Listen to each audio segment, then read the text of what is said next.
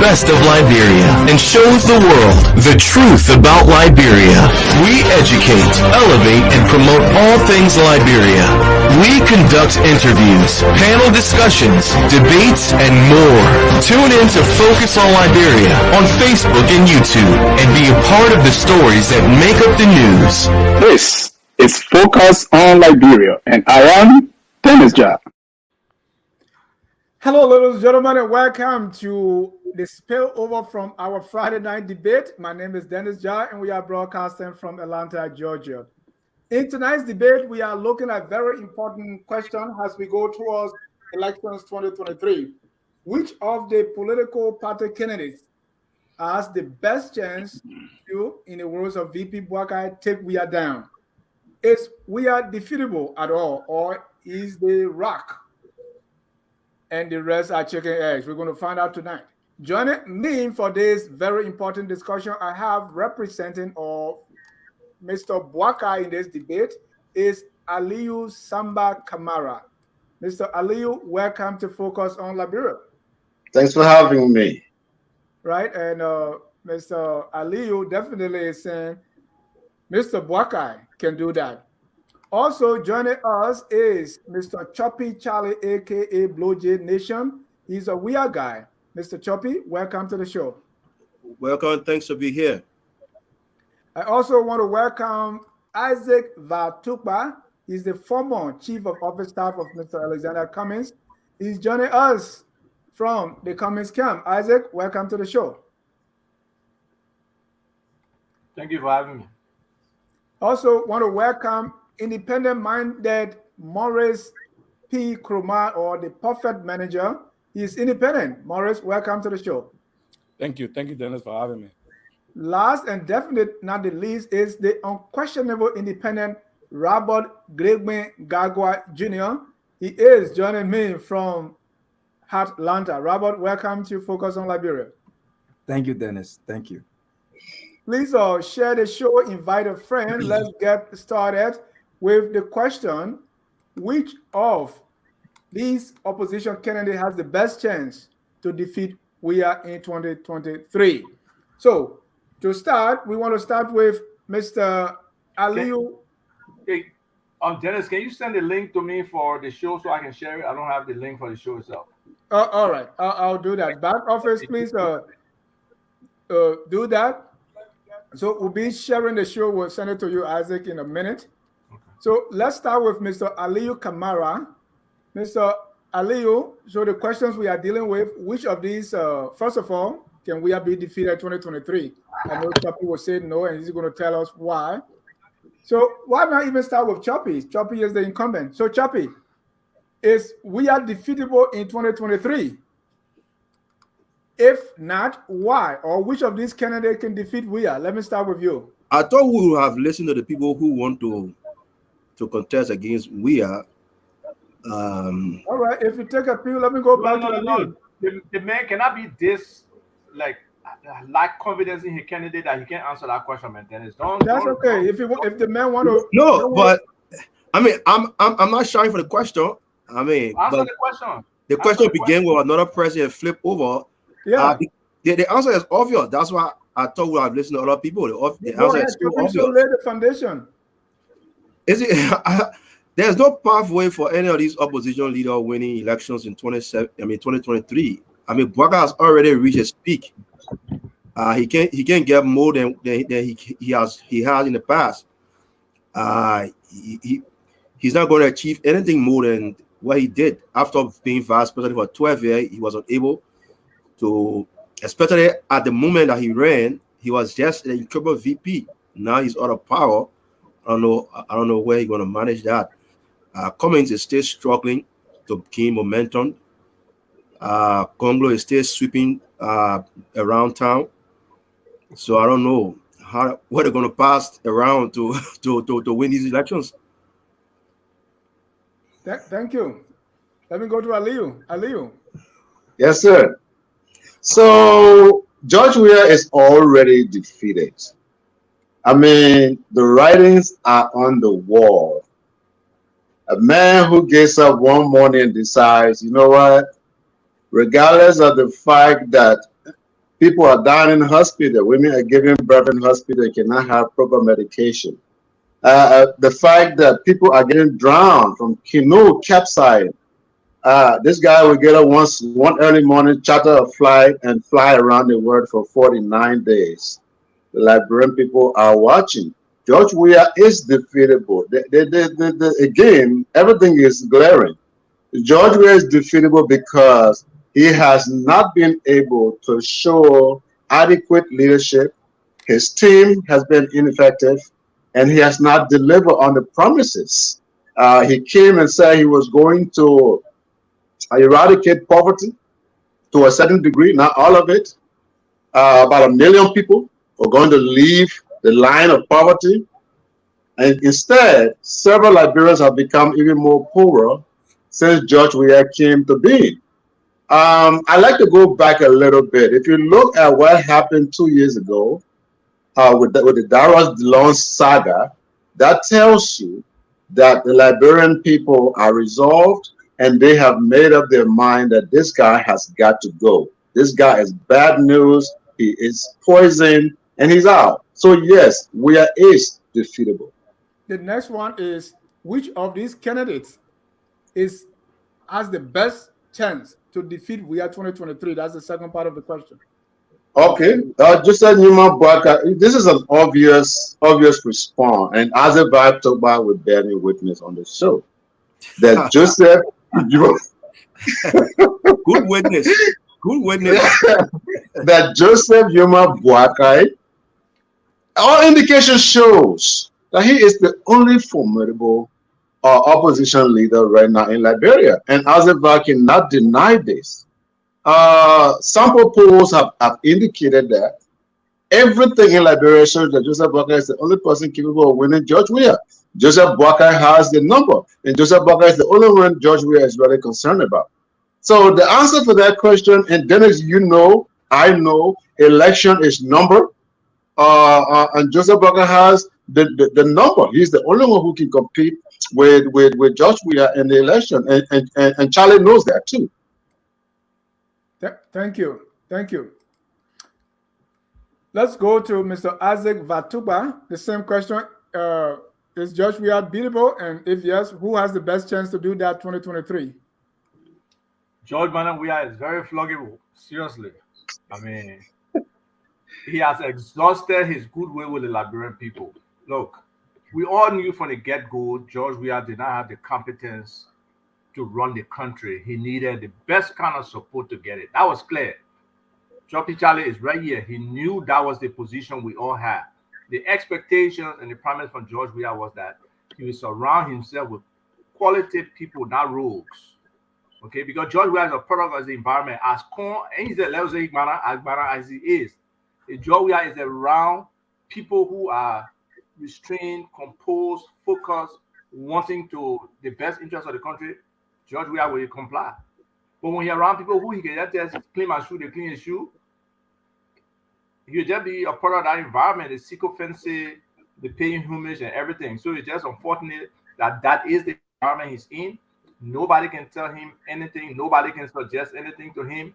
And they have not built themselves into a group that can say, look, Mr. President, these are the things that are going wrong in this administration that we need to change. Nobody has the fortitude or have the ability to speak truth to power. So yes, he has exhausted his goodwill with the Liberian people.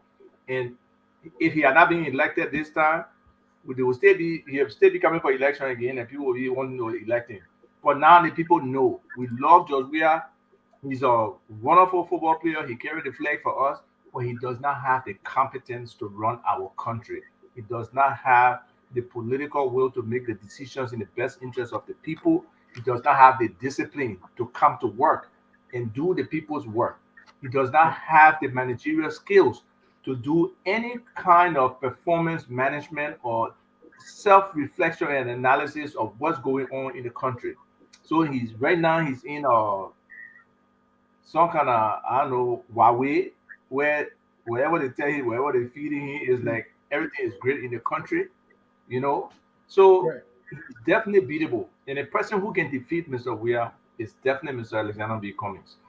Everything we just talk about in terms of those fundamental skills and abilities that our president needs. Unfortunately, Weah doesn't have them, but they are embodied in Mr. Cummings. It's reflective in his body of what he has done. Is reflective when he has led the opposition and what has been accomplished. So, without doubt, I totally believe that Mr. Alexander Cummings is the individual who will, unseat George Weah, and we can get into more details Yeah. about his vision, about his plans, and other things. But for a short intro to answer your question, definitely Mr. Cummings. Thank you. I also want to mention that we've invited Mr. Gibson Giroux. He agreed to be here to represent the Gongloe side, but he's not here yet. We've placed calls. We've called him over and over. He's not here. So that's why you don't see him, but his name is on. Let me go to the unquestionable independent Mr. Robert Gledwin Gagwa. Robert, is George Weah defeatable in 2023? If the answer is yes, but which of the candidates can do that? If the answer is no, why? Well, Dennis, it's great to be here as always. I just like to point out my role on this platform as a contributor. So it's always great when you guys call and I can be on. But to answer your question, I think that any Liberian, whether you are part of the ruling party or you are affiliated or you love George Weah, I think it's clear that the answer to that question is yes. Weah is defeatable. Weah is beatable. But I want to go back briefly to something Ali said, that George Weah is already defeated. And then he mentioned the midterm election of Ibrahim Darius Dillon. Let me just say this, and a lot of times we like to compare this great country with Liberia. But let me just say this: midterm. And Robert, I will give you a chance to respond to each other. What I want you to do, if he's defeatable, which of the candidates can do that? That's what I think he is defeatable. Now, with regards to which of the candidates can do it, though, I might have a bit of trouble pinpointing which one of the candidates can defeat George Weah at this moment. Let's look at Cummings. Cummings seems to be the guy who is obviously the opposition voice right now. He's the only guy having press conferences. He's the only guy debating directly with the executive mansion with George Weah for the past few months. He's the only guy that I believe the ruling party has focused on. And the question is, where has JMB been? So a lot of folks who support JMB are asking, are we going to see the same delay or lack of response when there are national issues? If JMB becomes president, as much as George Weah, folks don't like the fact that he doesn't speak to national issues. When JMB becomes president. So when we are answering that question, I think we have to put these things in the factor. I believe, honestly, that if we were comparing JMB, I'm not going to mention Gongloe because I don't think he has the number or the political capital. Neither does he have the money to contest in these elections.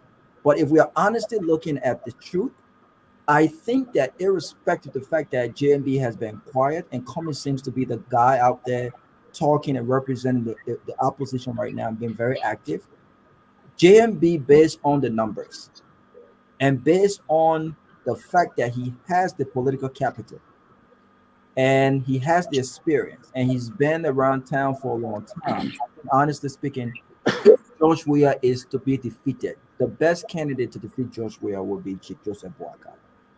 And will he do it, you think? I don't think so. Let me go to P. Morris Kroman, that's the perfect manager. Same question, is Mr. Weah defeatable? If yes, which of these three can do it? Thank you, Dennis, for the opportunity again. Without a doubt, I've said that several times that Weah has demonstrated, massively that he is the most incompetent leader Liberia has ever seen. By far the worst demonstration of what a leader should do. Amidst everything that's happening in the country, whether it's the economy, whether it's the death of innocent people, whether dying on sea or dying in a car, or dying from a building, people dying at JFK, whether it's the shortage of medication, civil servants not getting paid. Amidst all of those difficult things, Weah has found time to go to watch a World Cup game. He has found time to make music. He has found time to, crack jokes at some of the people that are actually Liberians. Weah is president for the Liberian people. He's not president for CDC. And so he has not demonstrated in any way that he actually understands what is required to be president. When the LCC released a report about corruption and indicted some of the officials in his government, Weah did not take any action. There have been so many things that have shown that Weah doesn't understand what is at stake for the country. So yes, he definitely can be defeated. And I think some of the evidence have shown that. Like one of the panelists said that in the 2020 election when DeLong won, that was a clear demonstration of how much Liberian people are tired. But on the side of who can win against Weah, I'll put it to you in this way to say, well, what is ought to be and what is are two different things. What we wish versus what the facts are also two different things. Liberia is not so much of an intellectual society where people vote based on ideas. Yep. Whether we can argue about this all day, all night. People don't vote in Liberia based on the fact that you have the best plan or the fact that you actually projecting yourself in a way that people can actually buy into your ideas. By 2017, after 2017 election, Liberian people knew who they were going to vote for in 2023. At this point, I honestly believe that Joseph Boakai seemed to have the steam behind him. Whether we argue about this or not, Joseph Boakai has the steam. People have two things go wrong for Boakai. He's been around for a long time. He is seen to be respected by a lot of people in the country. He also, there's some empathy towards him. When the elections happened in 2017, there were people in Boakai camp that were inciting him to not accept the result. But he publicly said, I am not going to let any blood spill in this country because of me. I will accept the result. That was honorable and admirable on his part. So based on those things, people develop empathy for him and say, well, let's give the old man a chance. We give this young man a chance. He has failed us, so let's see what this old man can do for us. That's why I think the empathy is. That's why I think he has the momentum going for him at this point. Right. But will he do it? I believe so. I believe he has the best chance to defeat Weah. But I must also acknowledge the considerable amount of work that Cummings has done within the campaigning process and engaging Liberian people. We can't ignore that. He has done extremely well. He continues to engage. He's continued to build some set of tent that is a mixture of plenty of different political actors. It's very important. We have to pay attention to that. Between now and October, too many different things could happen. Who knows what Cummings' running mate will be? Who knows what Boakai running mate will be? Those things can determine how people vote. So let's see how this is going to play out between now and maybe May, June. Then we'll start to see a clear picture of who wins and who's going to defeat Weah. Thank you. And as the speakers are talking, please take note so that we don't have too much back and forth. When you have the chance, then you can rebut. This time, I want to give 2 minutes each for your response or rebuttal or question or anything you want to say after everybody has spoken. This time, let me start with Mr. Tupa. Well, it's obvious from the Boakai camp or the people who think Boakai win is more like, oh, I've been around a long time and, he got some sympathy from the people. But the future of Liberia, especially for our young people, it is so critical and it's in the moment now. They cannot afford another 6 years of wasted time for them. No, just look at the people who were 18 years old in 2005, 2005 supporting George Weah, right? What are they now? 35. They are 35 years old. They got children, many of them. The ones that supported him in 2017, from let's say 18, and they have been sidelined basically because most of them have not been offered anything substantive to move them from where they are in terms of any social upward mobility to where they would like to be. The 23, 24, they're starting their families, the unemployed, the majority are uneducated in terms of moving the needle from where they were to where we are now. So just those two generations alone, or two election cycles, young people, they have not seen anything positive out of this individual as president. So when you look at it, they're not ready to waste another 6 years, for Boakai to satisfy his, ambition or his, checklist that he had about the different positions he wished to have. So they're done with Weah. That one part is clear. They're done with Weah. But this fact that they're going to empathize with Joseph Boakai, I don't think so. I think they're looking for a competent leader, somebody who can take Liberia to the next step.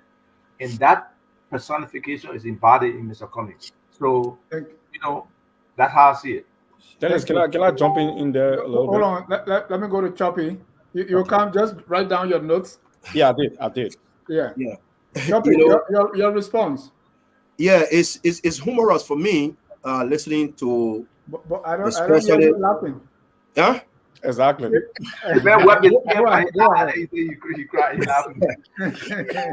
Yeah, especially the claims I'm hearing from the Boakai camp.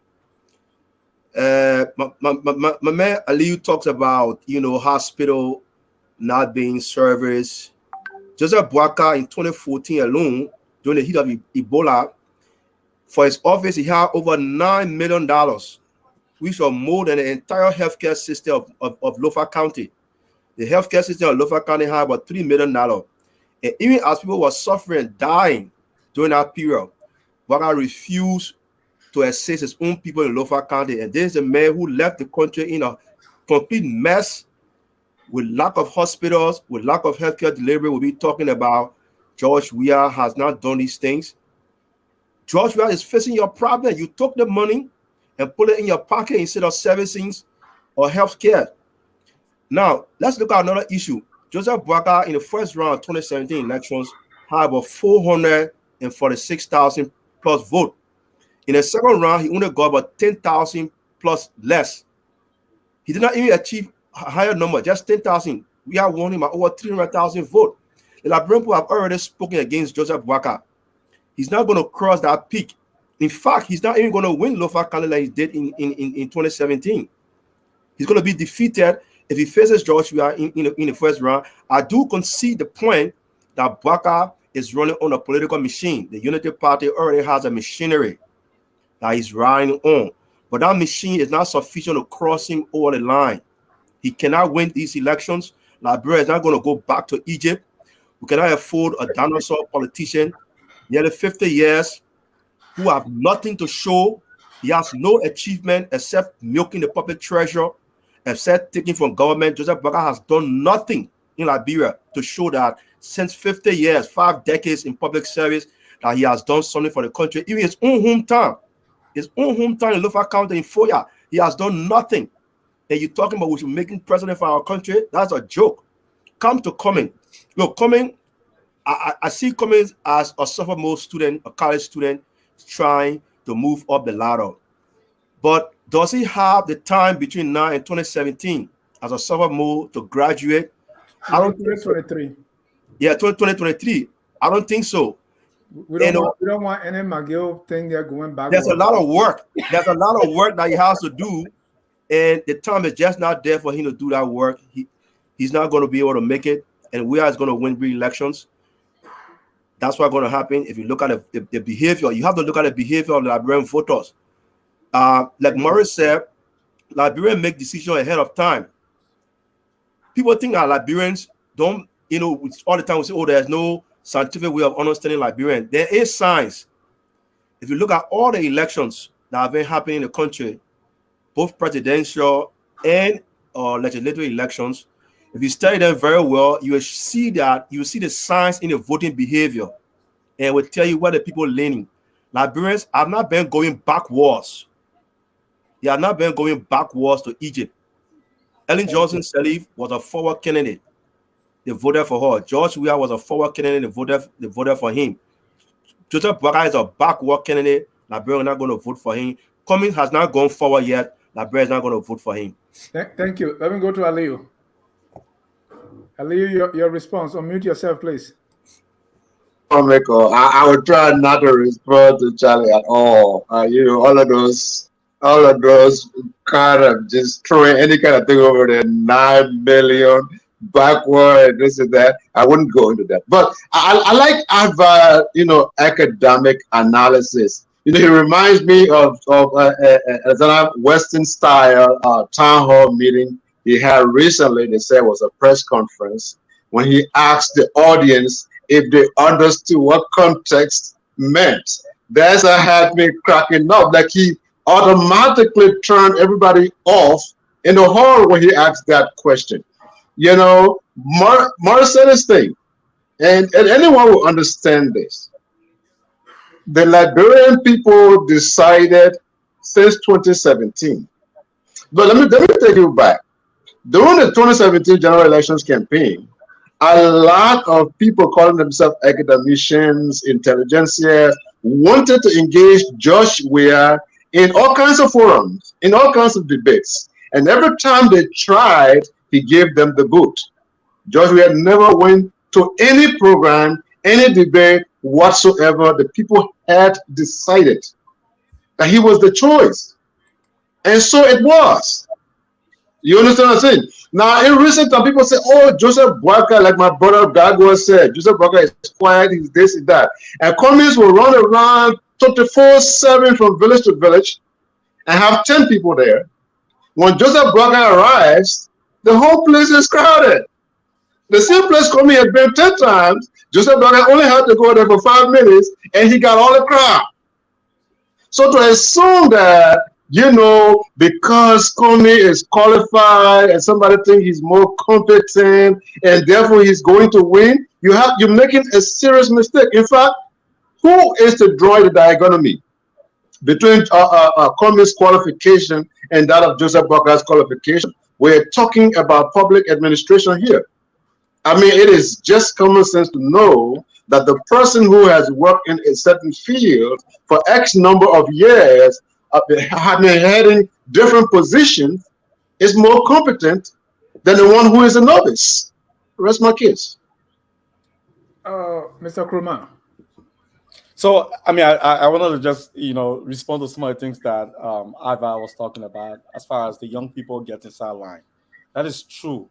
But if you look at these are the same young people that elected, President Weah, inspired by his success, inspired by the things that he has done in his life and how much the stories they heard about him helping people in refugee camps, and all of those things were very inspirational to too many young people, and they had hope.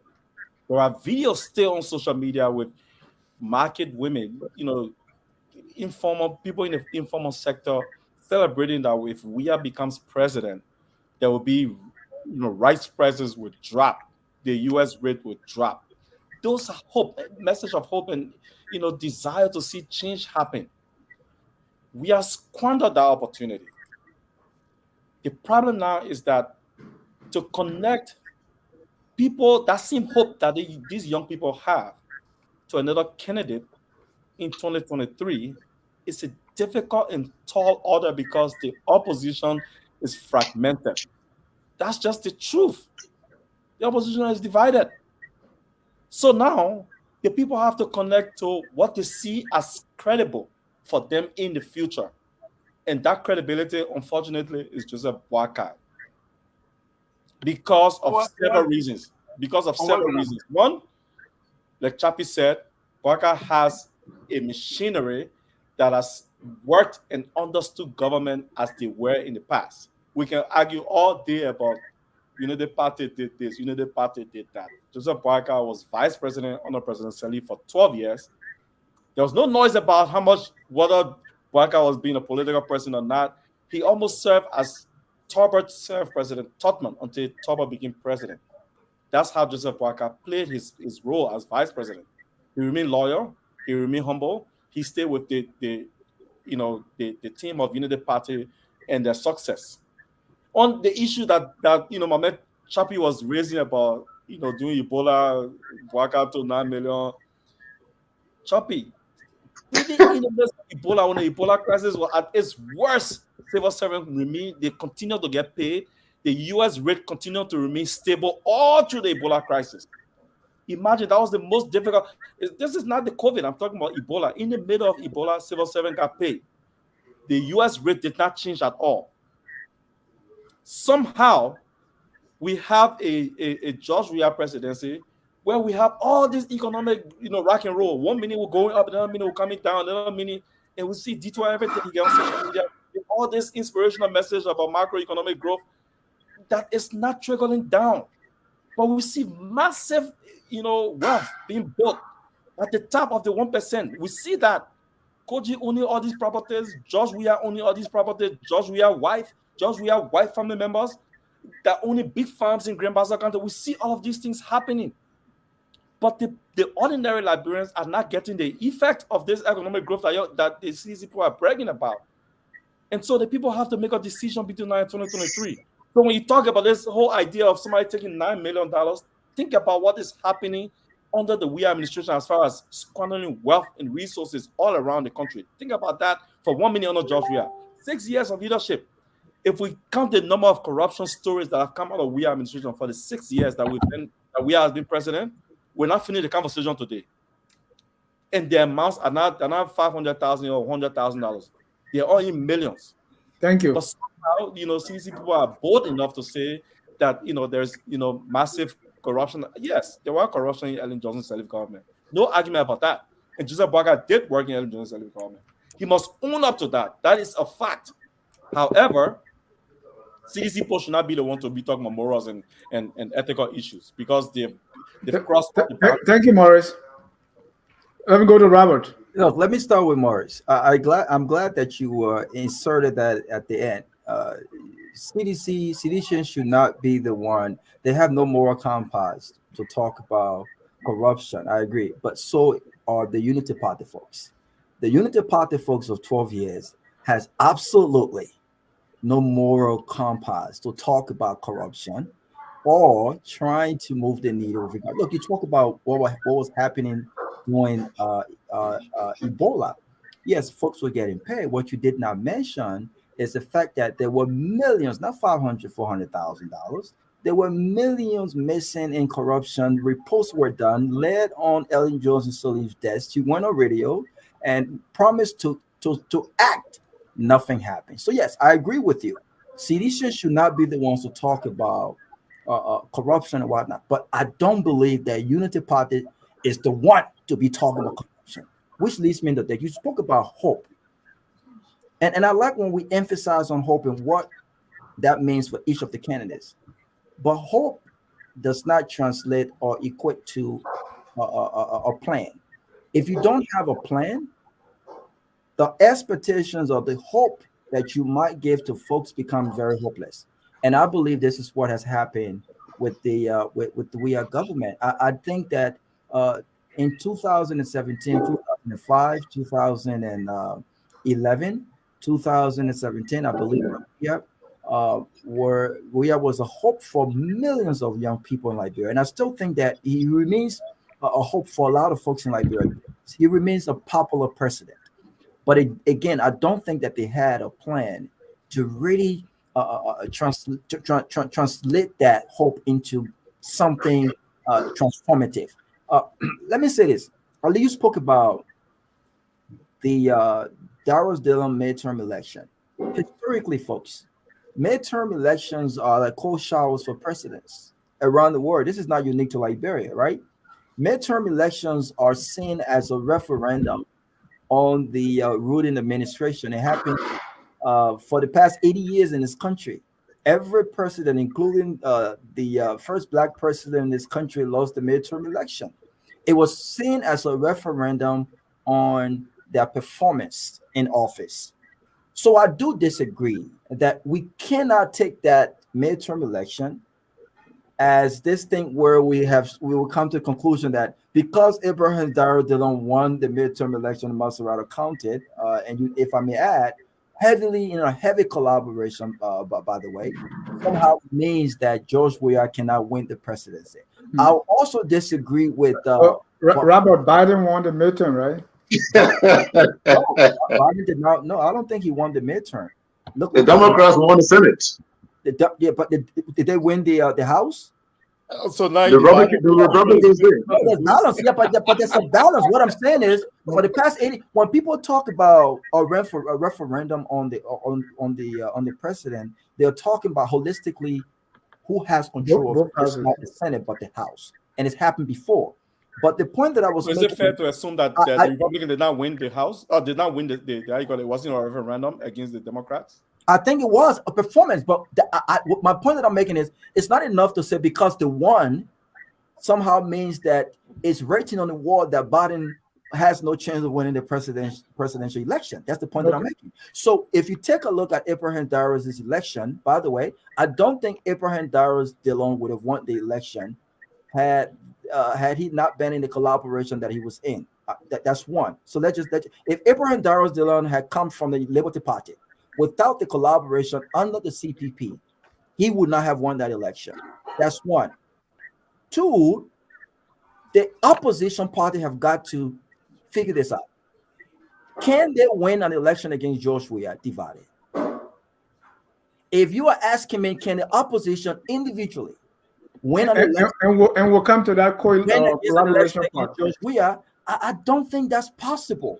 So when we talk about all of these candidates, and when we talk about these midterm elections, we've got to put things in perspective. And I disagree with Banjo. I don't think that because Joseph Boakai lost an election in Lofa County where he went to campaign somehow means that he cannot win Lofa County in the presidential election. I think that's a fallacy. And any political party who goes to an election with that kind of mindset or that strategy is planning to lose that election. I think Joseph Boakai will win Lofa County. His name will be on the ballot in the general election. I think George Weah will win Maserati County. His name will be on the ballot in Maserati County. And again, as things stands right now, irrespective of everything that is happening with this president, irrespective of all of his incapabilities, if the opposition does not get his act together, George Weah remains a very popular man in Liberia. And based on the fact that Liberians don't traditionally vote on the issues, on fundamental issues, healthcare, jobs, the economy, all of the healthcare, all of these different things, George Weah will win the next election if the opposition does not come together. Wrap up quickly in 30 seconds. What does that mean? Opposition getting its act together. One, it means that they've got to exhibit a different kind of leadership. The leadership that they're criticizing in George Weah right now. Well, you are taking the opposition has one unit. We're talking separate political parties. But generally, they have got to come together. If you see Unity Party cannot attend or rally organize. So you're saying they cannot win unless they all come together? I don't think that historically, I don't think that any political party stands a good chance of winning the incumbent unless they have a collaboration. Robert, that was not the first thing you said in the first question. You said Boakai had a chance to beat Weah, but let me go. Well, you asked me, can he do that? And I said, no, he can't. I don't think he can. All right. Yeah, you're right. All right. Thank you. Ladies and gentlemen, this is our spill over from the Friday night debate.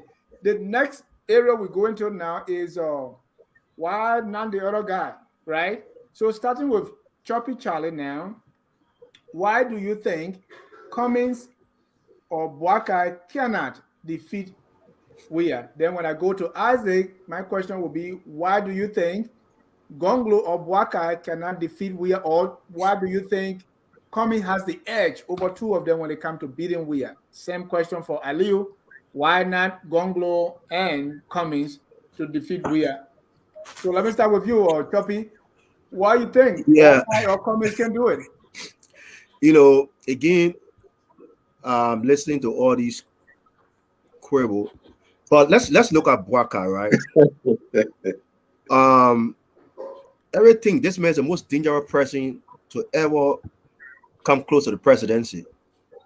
his public service record is one of failure, incompetence at the highest level. Let's look at his record.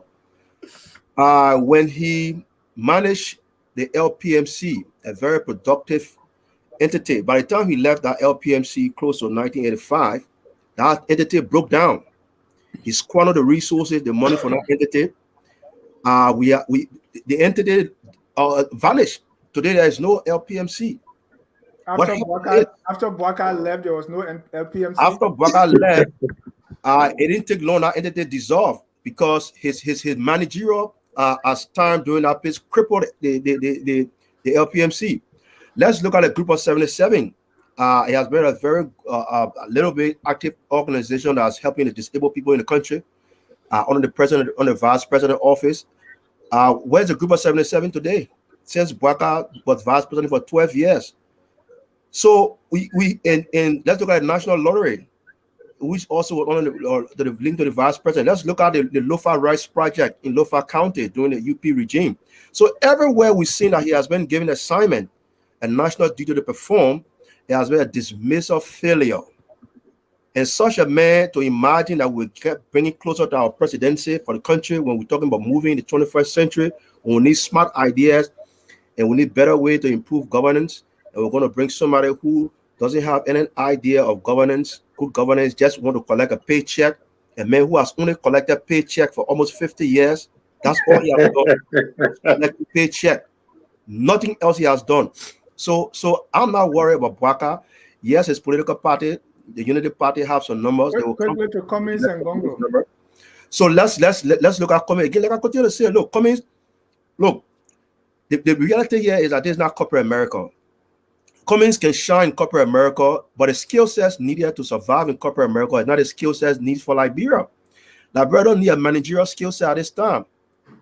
You know, in corporate America, Cummings' managerial skill set play out because you already have an organized, functioning system. Liberia don't need a manager. We need somebody to develop and build things before people can manage it. So we're not looking for a manager. We're looking for somebody to develop, to build up. And so Cummings has not reached that level yet. I don't see him. He still has a long way to go. Maybe after 2029, he might have a shot. But at this point, he still has a learning curve. He may improve his learning curve. I don't dispute that. Gongloe, I think he'll just continue sweeping. He's a good advocate. We respect his advocacy. He can keep on sweeping. That is a good thing. But that's where it's going to be. George Weah is going to win these elections real time. If the opposition is not careful, it's going to be a first round defeat of the opposition. And they will be shocked and surprised about that. Thank you. Let me go to Aliyu. Aliyu, you say Boakai is going to do it. Why not Gongloe? Why not Cummings? You know, I try to refrain from Charlie's accusations. I think he just throws stuff out there and they're very outrageous. Why not Cummings? Why not? Why can't I say why not George Weah? Because to be honest with you, Gongloe, Boakai, Cummings, they're all better than George Weah. Right. I guess so. What gave Boakai the advantage over Cummings and Gongloe? Okay, what gave Boakai the advantage over Cummings and Gongloe is just simple. What is it that they don't have that Boakai has? No number. Cummings don't have the number that Boakai has. Gongloe, my pops, I like him a lot. I think he would make a great president just as Cummings would. But they don't have the number to even compete. That's the reality. Again, I have not come to bash any of these people because these are people I admire in their own unique ways. The reality, I'm speaking, you know, as like I always told you, I'm a pragmatic realist. Yeah, we can sit down here and fantasize and say, okay, well, this is, I believe this person will be. I believe that person will win. But this is political science we're talking about. It involves math as well. Joseph Boakai is way ahead of these two in terms of the numbers. So for me to sit here and try to academically draw lines and rationalize, it would just be a waste of your time, Dennis. The reason why, to answer that question, is that Joseph Boakai is far ahead of both of these people in number. And if you want to ask me about George Weah, I can really go berserk. But these two is about the numbers for now. Thank you. Let me go to Mr. Isaac Vatuba. Isaac, why Cummings, why not Gongloe or Boakai, or what gives Cummings that competitive advantage over the two? Well, the competitive advantage rests in the need of the people today.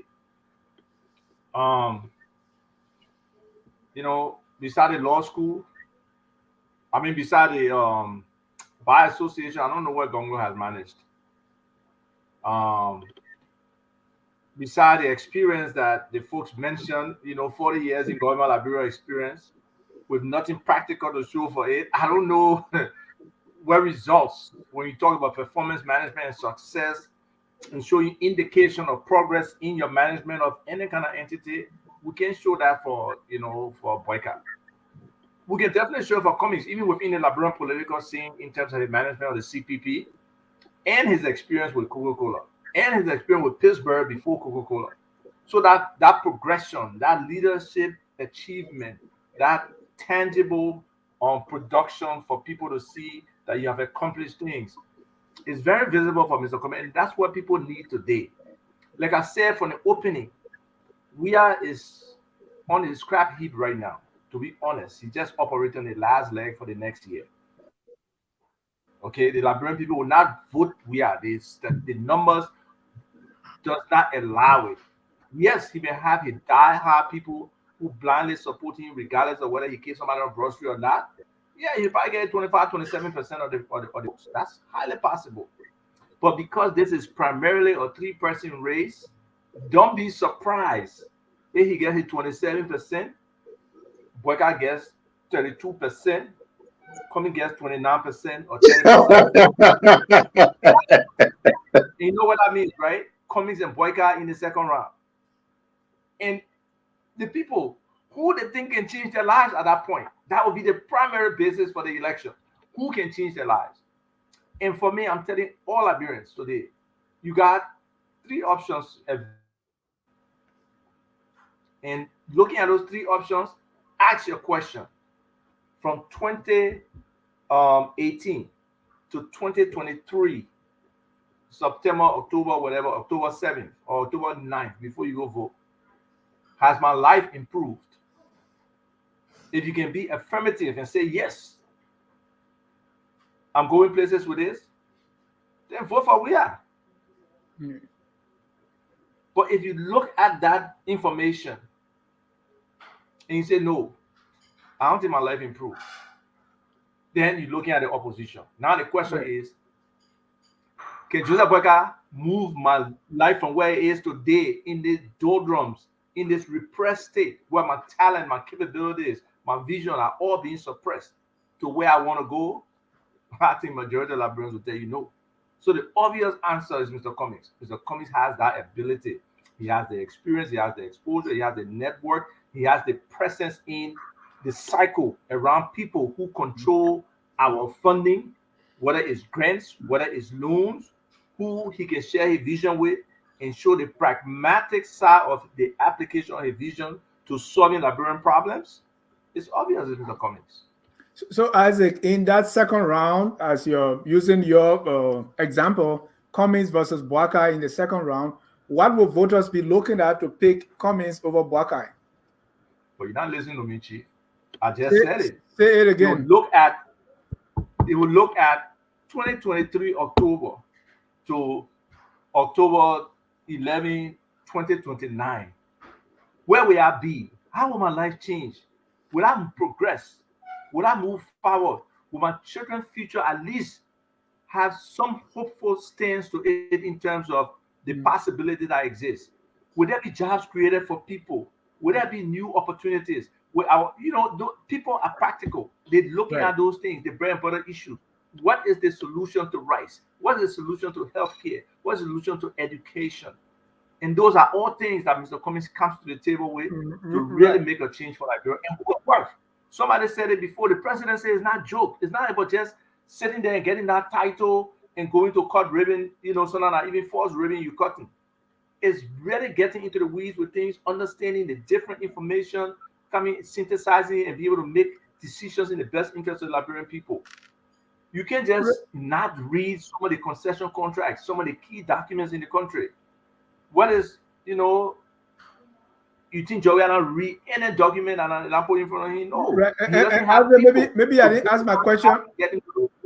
Maybe I didn't ask my question correctly, because what I meant was, yes, with all the things that you said, exactly what are they looking at to say, okay, here is the evidence that Cummings has this, who's going to improve my life, who's going to do this? What are they looking at to tell them that, yes, that will convince them that Cummings is the one to bail the cat?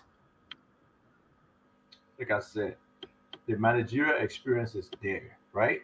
The progression in his own career is there over time. His commitment, like from 2017 to now, who has been engaging? Okay. Somebody said it, I think it was either Robert or Morris. The work that Mr. Cummings has been doing, the effort he's been putting out, the engagement he's been involved with. Okay, all those things come to bear. Thank you. In the people's mind. And there's some practical, tangible. I can pick a spreadsheet right now and list all the things that Mr. Cummings has done, all the schools that he has made contributions to, the generators he has bought for different institutions, BWI, the science or technology lab, 2 of them at University of Liberia and 1 at AMEU. So these things are things that have helped the students to move themselves forward. So it's not invisible to people, the different organizations that he has contributed to. Those things make a difference. The individuals that he will not talk about, but who he has given, things to ease some of the pain and suffering and emotional stuff that they have going on with them. So, I think it's there. Thank you. Let me go to Robert, the unquestionable independent. Robert, you are saying this person could, but actually they cannot, looking at it. So I want you to expound on that. You are saying Cummings, Boakai, or Gongloe by themselves cannot defeat Weah. Yeah, thank you. Let me tell you what, there's 2 things Weah has to his advantage right now. And we can disagree on those things, that's fine.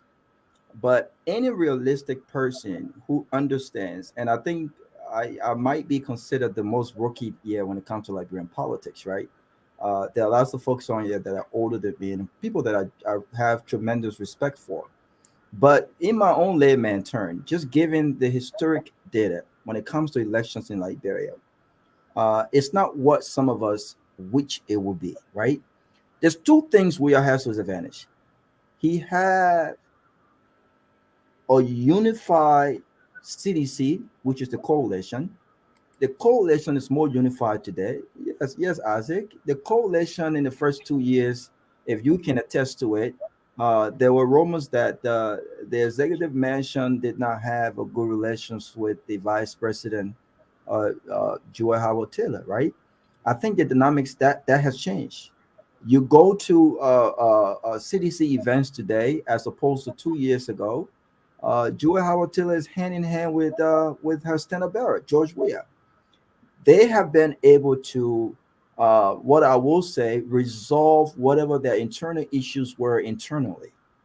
There's some unity going on with the coalition as opposed to two years ago. There are still disenchanted and unhappy citizens. There are folks who believe that they gave their sweat and blood for this party, and George Weah has forgotten about them. There are those out there, but is it bad enough to the point where they trust Alice Cummings, for instance, or they trust a Joseph Boakai Unity Party that were there for 12 years? I don't think that is the case. And so when I mentioned that, I honestly believe that Joseph Boakai, I believe, has the numbers. And I'm glad that we're all talking about numbers. To win an election in Liberia, numbers matter. And Aliyu pointed to the fact that even though Cummings has been doing all of these engagements, he's been going into the communities, and Joseph Boakai has been home, but all Joseph Boakai needs is one show up, and everyone comes out. Well, CDJ can say the same thing about George Weah. And I made this point the last time when I thought that George Weah, irrespective of his 48 days out of the country, 72 hours after what should have been the biggest opposition rally in the country with the theme "We are tired of suffering," there were more people, thousands more people that came out, the very folks that were supposed to be tired of suffering, that came out to welcome George Weah back into the country after he was away for 48 days. We can talk about, yes, well, they were paid to come out. They were that, they were this, whatever you term it to be. But the fact of the matter is, regardless of what this government has not done right, regardless of the fact that they have not lived up to their expectation and their promises, George Weah remains a very likable and a very popular figure in the political space in Liberia. George Weah has successfully been able, irrespective of his lack of education, people might say, the fact that he's dumb, unquote, people might say, he's been able to beat all of the intellectual class, all of his political opponent in the country. These are facts. We're not making these up. So if the opposition, look, in 2011, George Weah and CDC understood that to beat Ellen Johnson Sirleaf, they needed to collaborate, even though they had one of the most popular figure in Liberia politics, which was George Weah. Historically speaking, I don't see how the Unity Party can defeat George Weah in the first round, or any party for that matter, can defeat George Weah in the first round by themselves. Besides that, this idea about, look, I respect Isaac Vatoba, he's my big brother, but is Isaac genuinely believe that the election will be about. One second, let me learn the thought. I said let's leave the ageism out about big brother, small brother, young or old. The man I'm picking what make it say. No. Because I don't want to get on that road. Or if Isaac believes, if Isaac genuine, and I don't think he believes that. I think it's a political talking point. But if you think that as we speak right now, looking at the numbers, looking at the fact, how can you say that this election might go to a runoff between Alice Cummings and a JMB? Look, if you are realistic, you might say it might go to a runoff between a JMB and a George Weah. Alice Cummings held what should have been one of the biggest rally in Liberia. There was this big noise about Yeke having 40,000 people he could bring out alone. There was this big noise about Louis Brown promising hundreds of thousands of folks coming across from Moderator County to bring out. Less than 5,000 people show up in Monrovia. So Robert, my question. And you telling me that you think with Alice Cummings and ANC? Look, let me say this. Robert, I have a question for you, so you can. Let's move on, man. Robert, so here's my question. You're saying unless the opposition come together on a single ticket, they cannot defeat Weah. I am saying that the opposition. Hold on. Do you think an opposition collaboration is possible before 2023? I think what the two questions you're asking. One is, is it possible? I don't think it's impossible. I think it's possible. The question is, can they put aside their egos and see the possibility? Can they put aside their egos? I'm sorry? And your answer to that question is? I don't think they can. If they cannot, so we are going to win. I think absolutely. If the opposition cannot come together, here's the thing. They said that the objective here is to defeat George Weah first round. First of all, that's impossible. Without an opposition unity, there is no defeating George Weah first round. You cannot obtain more than 50%. Let me go to Morris. You won't do that. So the opposition have got to come together. Without that, that's impossible. Thank you. Relax. Okay, so there are a few things I want to talk about, Dennis. I have my question for you. So Cummings, what's the advantage each of them had over the other in defeating Weah? I want you to talk about that. Okay, so I mean, Robert, I really want to humbly have some discussion about all of the wild statements you are just making. I think it's really important for us to put them in perspective. This whole idea that you think that because we are as uneducated or dumb as you term it. No, I was quoting. Yeah. So you saw my hands in quote, right? Yeah. I mean, everybody's quoting. Yeah, as you term it, You think because he did it, so as a result, he's still going to win in 2023.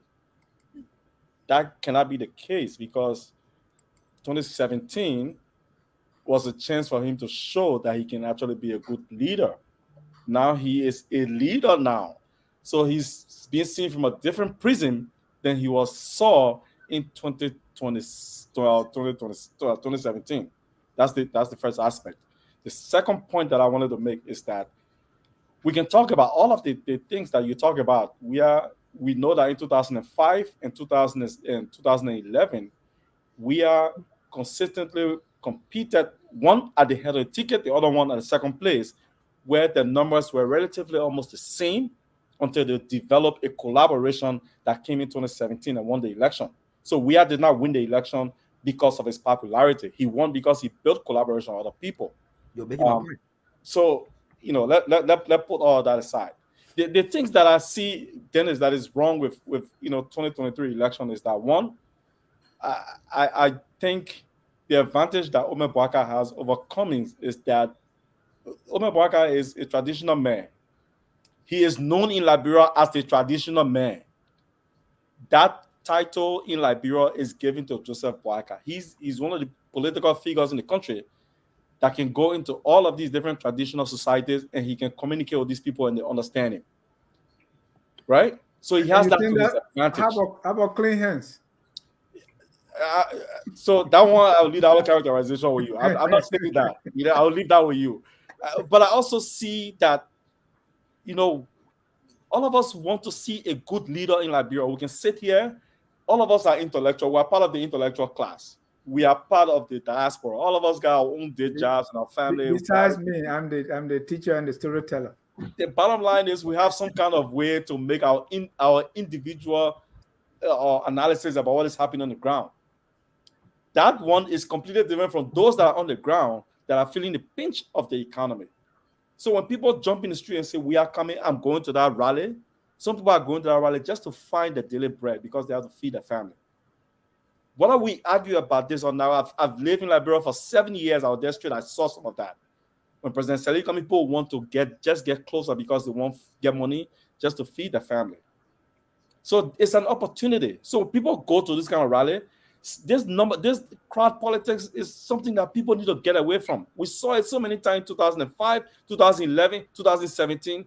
You will amass the crowd, but when the election numbers come, they are completely different from the facts, right? So Cummings is doing some good job with engaging, face one-on-one engagement. Introducing himself is really important. Personal touch is very, very important. For some people to say, "I saw Cummings today, he spoke to me, he shook my hands," or he introduced himself to me. Those are important things, because when people start to connect, they want to connect with a face and an individual. But the other thing is that, like I said, Joseph Boakai is a traditional man. He's rounded in the country. And because of the other thing about sympathy that I talked about earlier, that also plays in his favor.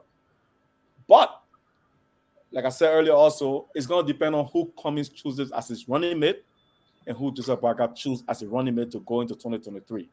And I also honestly believe, that one of them can actually defeat Weah in the first round of the election, not win the election, but they will have a higher number in the first round of the election over George Weah in the election, because Weah has become incredibly unpopular in the country because of some of the things that he has done as the leader of the country.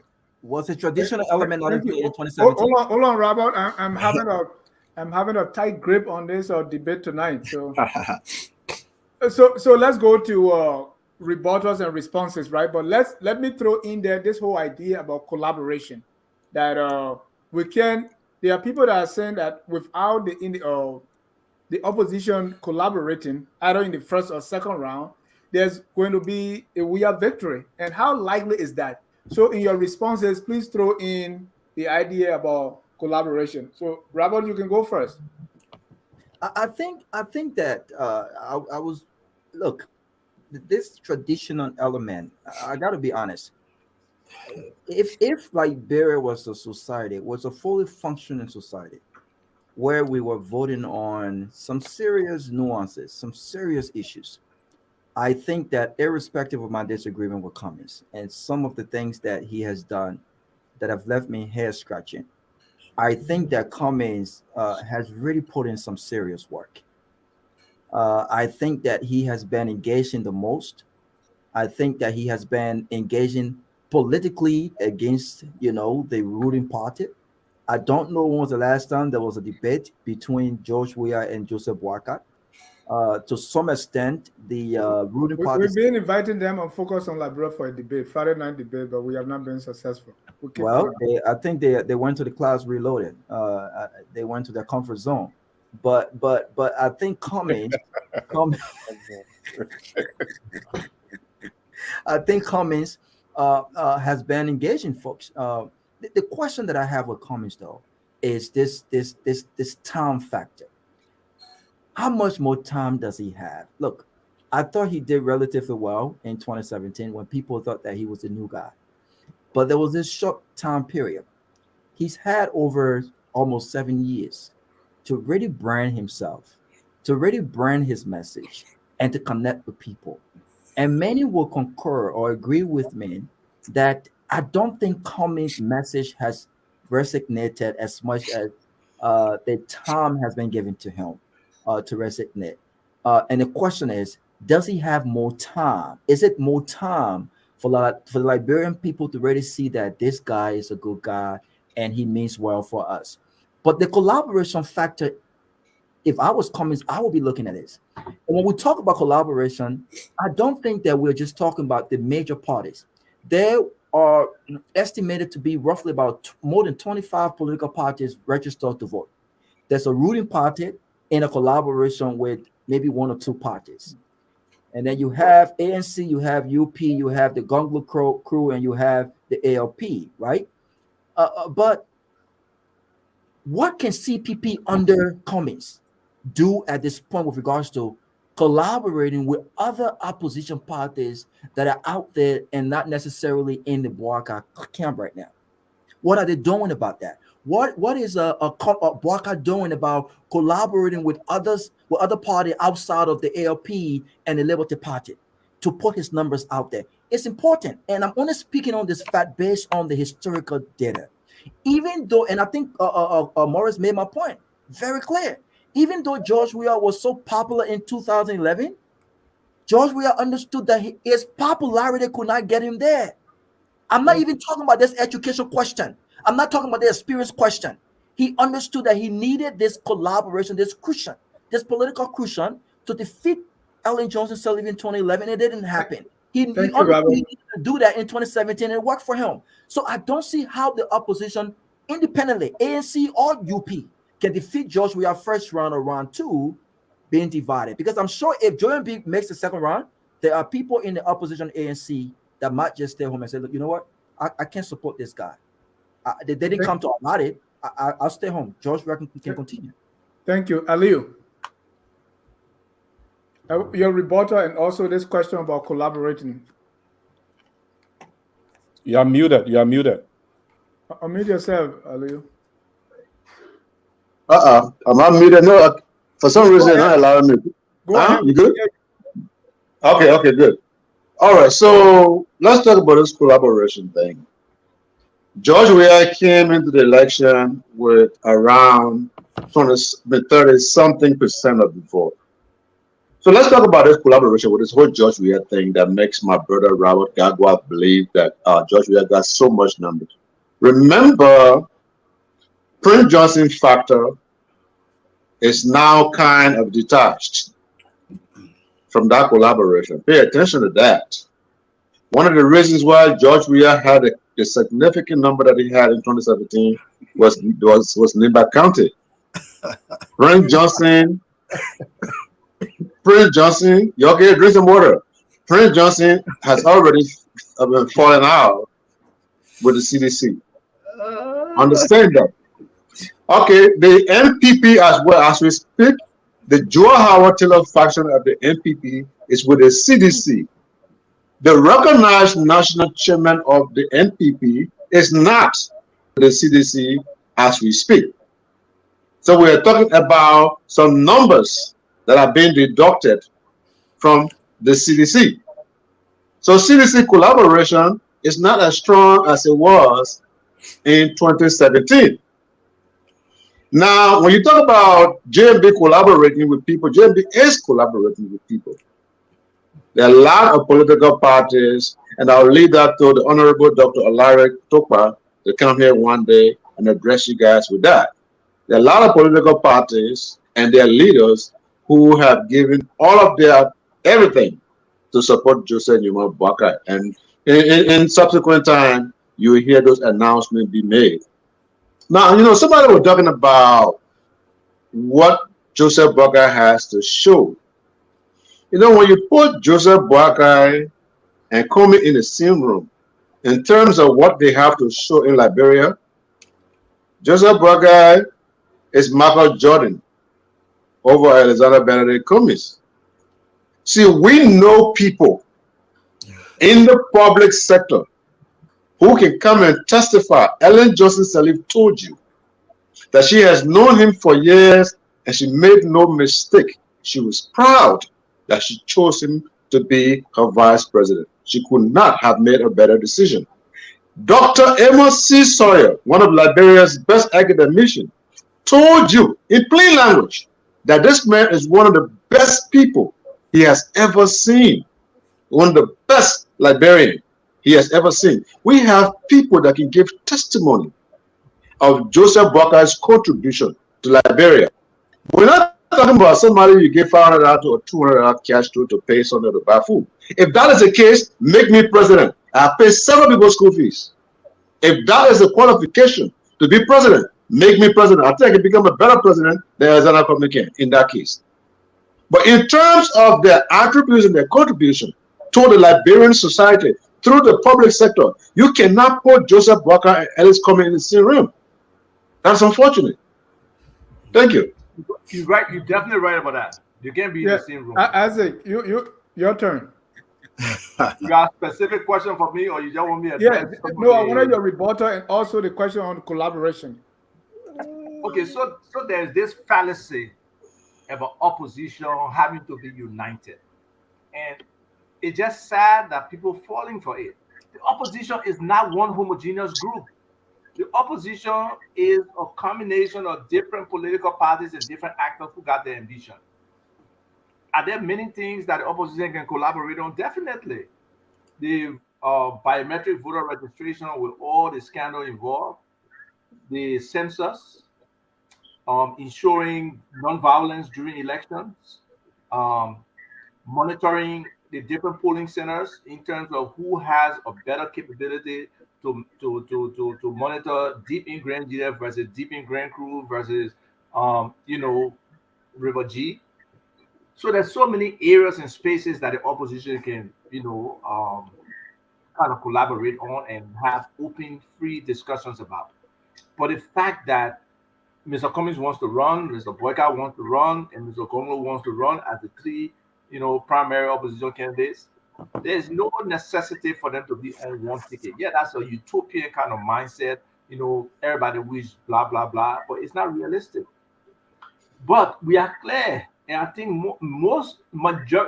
nobody here on this platform, I believe, will tell you that majority of the Liberians think Weah should get re-elected. If anybody on this platform believe that, people here, the majority of Liberians want Weah to be elected. I don't think so. And Choppy will put his hand up, bro. Choppy will not put his hand up. Choppy ain't where we are in the first round. 38%. There has been attrition since that time. Okay? The second round numbers, you can throw it off the door because second round is based on alliances. The first round is the key. Who moves into the second round? We are at 38%. That's down to less than 30% right now. Boakai had what? 28%. You yourself admitted he been chilling. Morris, he been resting. So I will not decrease. And the puppet tire. Look. You're trying to make joke now, Lee. Tell him. I like Joseph Boakai as a president. I like the puppet. I didn't let his smooth, suave, personality. But as my president, I'll be behind him every day putting fire on him. You know, that's the kind of support I'll be about him supporter. But no, that increase, right? They're coming 7%. It's 3-4 right now. And in the mindset of some people, yeah, they will say Mr. Cummings is running in third. But we got from now to October. And the dynamics. Where you think Mr. Cummings is? Is he in third? Huh? Where you think he is? No, I'm using the public perception. Let agree with all the polls and everything. Yeah, they go there, Mr. Cummings there, Mr. Cummings there. Because if I say in my mind, Mr. Cummings has, leapfrog Joseph Boakai, people will cry my name. So I'm not going to say I'm not going to say on this panel because I don't want any ANC person to feel that. No, but what do you honestly think? Because Ava Tupa said no. What do you honestly think? I would take their place any day.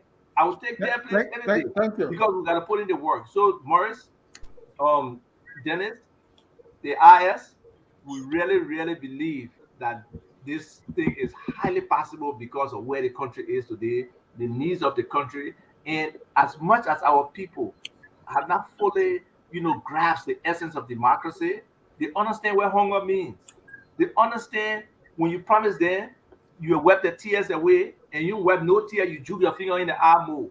They understand when you say they go to the hospital, they will never turn their away, they didn't pay the money up front. While they keeping prisoner at JFK and different hospitals for people who didn't pay.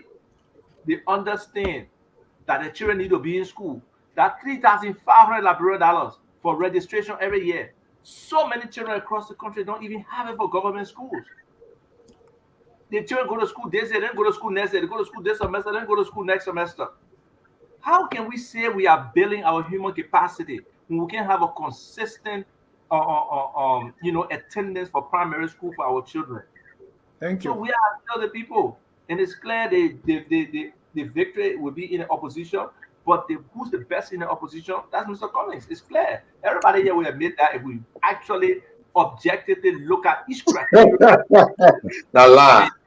applicable managerial experience and everything that I do admit it. They will say it. 40 years in Liberian government experience, come on, it's a failed system. If thank you. Let me go to Chappie.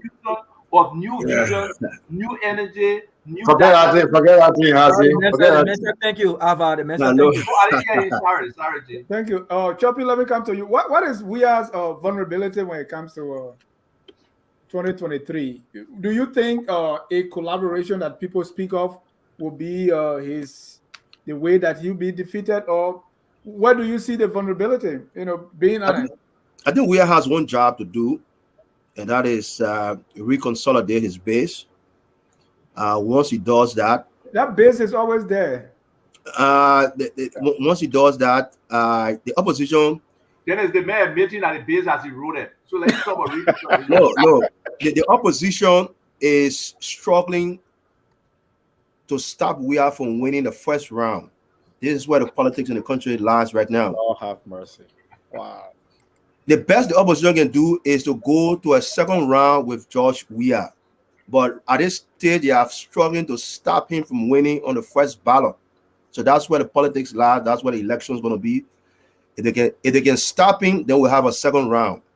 But from the look of things, and I've said this some other times, especially when I listen to this claim from the Unity Party, which we can characterize as existential fallacy. This idea that Boakai has some numbers. He has numbers. So where are these numbers? Is there a special bank that these numbers as they store, that Boakai will take this number out and go and win elections? But let's assume that that number is what Boakai is relying on. The record for that number show is a losing number. The record for that number that Unity Party is boasting about is a defeat this number. The record shows that Boakai cannot win with that number they're talking about. So that assumption is a failed assumption, especially so where George Weah also has numbers. The George Weah number has proven to be victorious. So Unity Party has to stop making this false claim.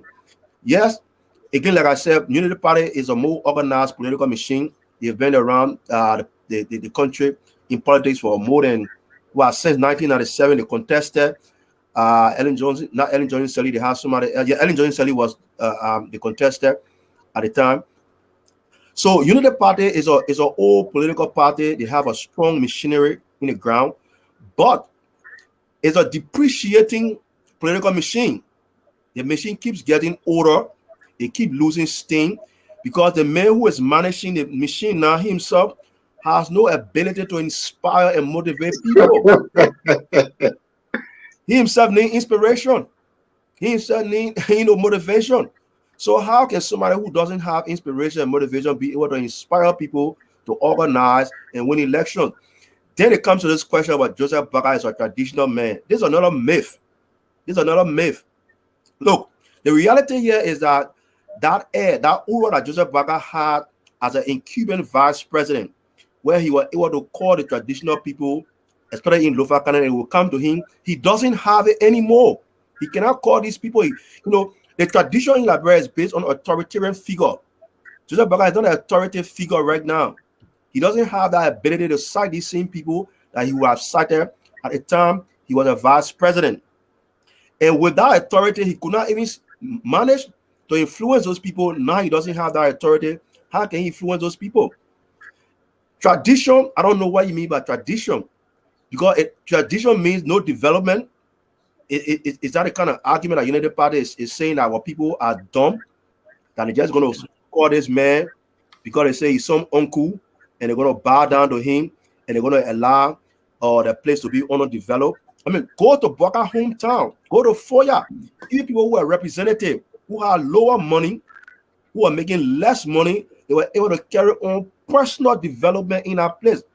Joseph Boakai was making millions and millions of dollars annually. He did zero. How selfish can he be? You're milking the public treasure. You're having millions of dollars.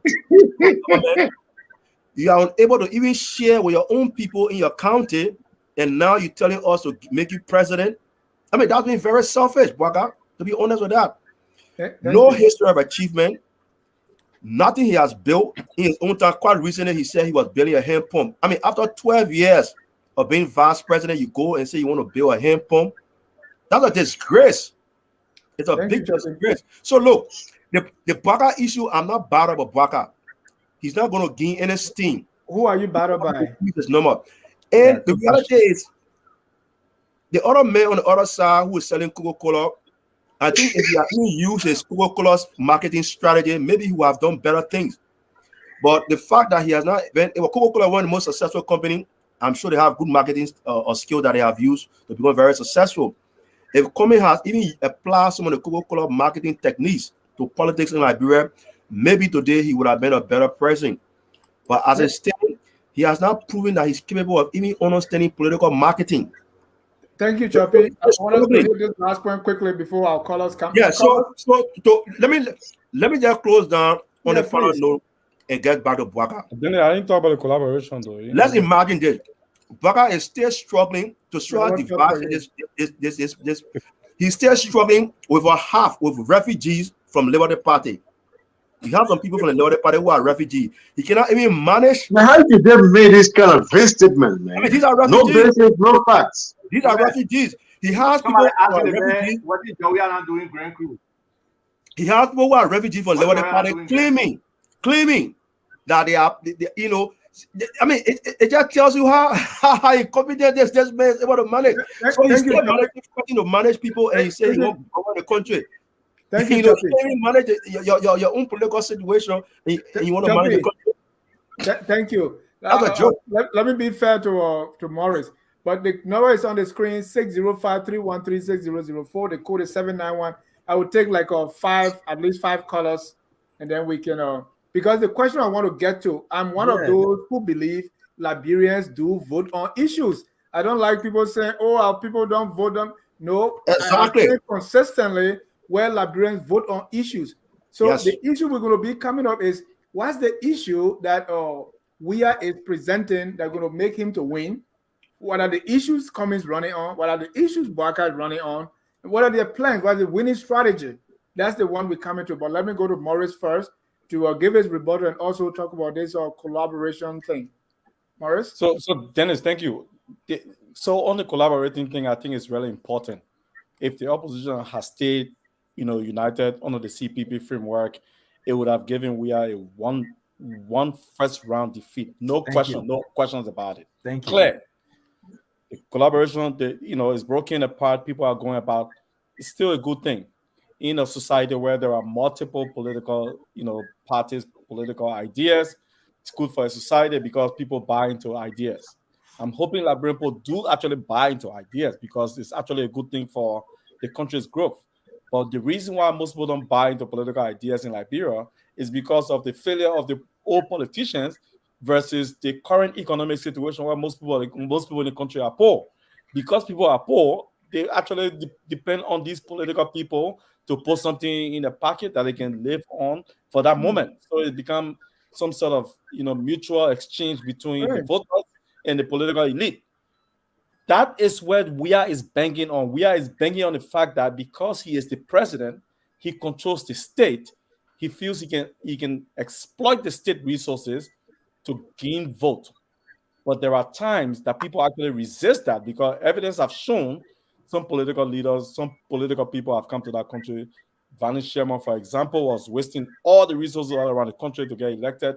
He did not get elected. So there are people who resist it. Regardless of the money you give me, I'm going to vote the other way.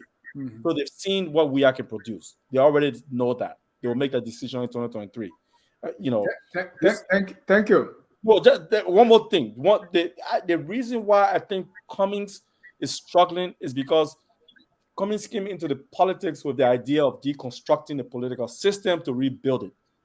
Most people in Liberia will resist such a thing, not only because of their own selfish political interests, but because sometimes people find those kinds of things foreign and they say, "Oh, but let me haven't been here. Why he coming? He wants to spoil everything up to fix it all over again." People will not want to do that. So the reason why he's having some of the difficulties that he's having. But yeah, we can go to the callers now. You're muted. Morris, I like that point, right? Because it's clearly from what we see that Mr. Cummings wanted to deconstruct, and he found himself maybe eating his own reconstructing. But then let me go before I bring my callers in, and I just want to talk to Choppy, Isaac, and Aliu 1 minute each, right? What are the issues that Weah is running on that's going to make him president, and what is the strategy? Just 1 minute. Let me start with Choppy quickly. Well, I hesitate to. I'm not campaign spokesman for Mr. Weah, so I can't define the issues that Weah is going to be running on. I think at the appropriate time when the political process begins, those issues will be defined and articulated.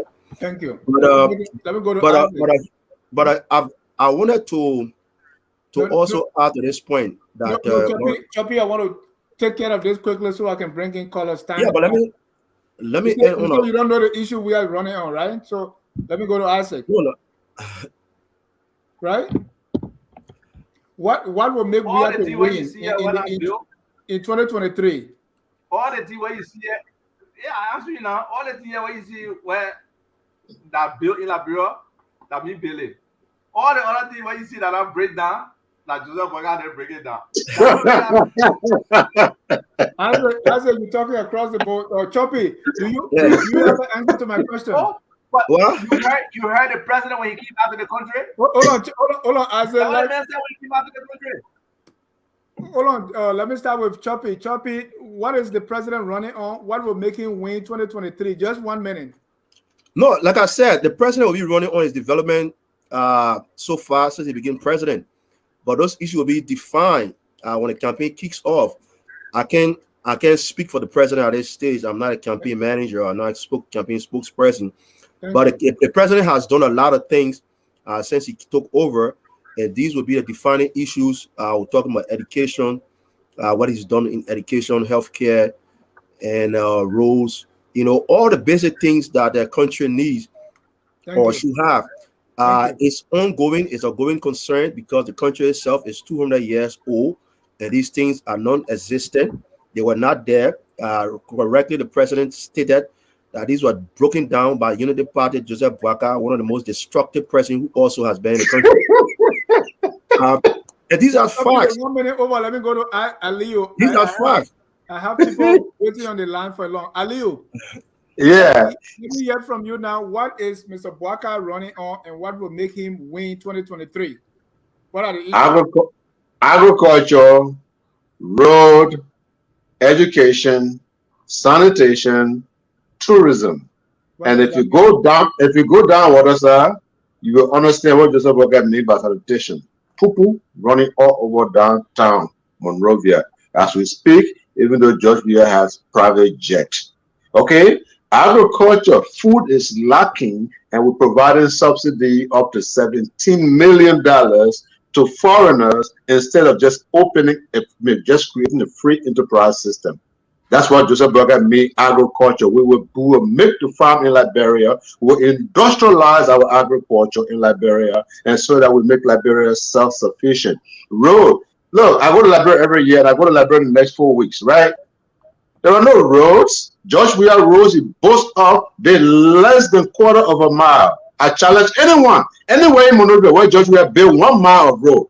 There's not a mile of road George Weah built anywhere in Monrovia. So road is an issue. Look at the education look at our education. The boys at the University of Liberia are complaining every day their roofs are leaking. Tubman High, as we speak, Tubman High is not even painted. Students don't have enough benches to sit on in Tubman High. So education, that's one of the problems he's running on. And I already told you sanitation. Tourism will help our young people. Our young people get jobs in all different industries. When you're talking about the hospitality industry, you're talking about transportation, so many different things. So Joseph Boakai has an answer. We can spend a whole 4-5 hours elaborating on these things, subject by subject. But since you only give me 1 minute, agriculture, road, education, sanitation, tourism. So for 30 seconds, what is Boakai's record on road, sanitation, and education? Well, when you do that, then you're trying to be unfair to Joseph Boakai, because what you're trying to do is trying to dump Joseph Boakai. Remember one thing, okay? When Joseph Boakai was in his prime in government, he did not work in the area of sanitation. So I cannot give you a record on sanitation. Okay. What I can tell you is the unit, again, I don't like to defend the United Party-led government, but the United Party-led government will tell you when you look at road, the entire Cinco, that's where I grew up. Those people lifted all of those old quota and repaved the entire Cinco. From Monrovia, EWA Junction, as far as Buchanan, they lifted it and repaved it. Go look at it now. Charlie and them, they already broke the place down. Yeah. You understand what I'm saying? From Monrovia all the way to Ganta border, they lifted brother and then lifted that place and paved that place. Okay, a 5-hour drive turned into 2.5-hour drive in Liberia. The records are there. Thank you. So there are lots of things we can show you about Joseph Boakai's achievement. But again, his strength has been in agriculture, and we know what he did in LPMC. Thank you. Isaac, 1 minute. Let's hear what's the Cummings strategy? What is he running on? What you say about me? What is Mr. Cummings running on to win 2023? I said, what did you say about me? In general, what is that letter do? Oh. I didn't get your question. What you say? Okay, I don't have anything to say. Go to the caller. No. Well, let me. I just want to send. Mr. Cummings video laid out right here. Can I go ahead? Yes, I'm asking you a question. I'm not getting your answer. Am I sharing my screen? Do you see my screen? Yeah, we can see you. Okay, so you asked what Mr. Cummings running on. Mr. Cummings premise, the primary thing is to move us to the first century country, right? His 5 main pillars are healthcare, education, agriculture, jobs and the economy, and infrastructure. And to get there, he he will use those cross-cutting pillars under there. Clean hands, ensuring governance and security, and making sure that terror that we have called corruption is limited or actually totally eliminated. He will look at the hearts and minds of Liberians like he's doing now, sharing some fundamental things with them about how to change their outlook. He'll be very inclusive from a national perspective. Like right now, we see nearly the whole government, I saw each government. He will bring service, volunteerism, and national youth volunteer program into building all these 5 pillars here, and it will be totally involved. Then technology will That's what I call fairy tale. a key tool that will be used to leapfrog. Judah, but I would say he paved all the road in Liberia in your first 10 hours. That's not what he said. That's not what he said. Thank you, Isaac. Can you give me 1 second, please? Yeah, in essence, we can break this thing down and just look at Mr. Cummings' vision and understand how they interlock for it to be successful. Some fundamental things have to happen. We gotta know who the Liberians are. We gotta get a national identification system. Not allow NEC that's not responsible for identification. They're responsible for registration, to register people, steal money basically, to do biometric registration. When the national identification registry is there, charged with a mandate to do it, but because NEC, they believe they can steal that money, the government, that's just a roguish thing they can be doing. They're putting that under them instead of taking it to NRR. Okay, so those fundamental things, identification, address system, knowing who owns what with the land issues, resolving those are some of the prime things that Mr. Cummings will use, because the potential in land and property in Liberia is totally locked down. Because we don't even know who owns it. Coming tomorrow when you say you got property to come argue with you or bring the callers to chop you because you own the land. So those fundamental things is the building blocks for us to start really implementing different things in our economy. Dennis, we talk more about, Robert, man. 30 seconds, man. 30 seconds. I just want to say one thing real quick. Isaac, it's counterproductive. We're not going to Cummings' plan, but it's counterproductive to be talking about clean hands with characters like Musa Ability, Louis Brown, Dr. Markintosh, and so forth and so on.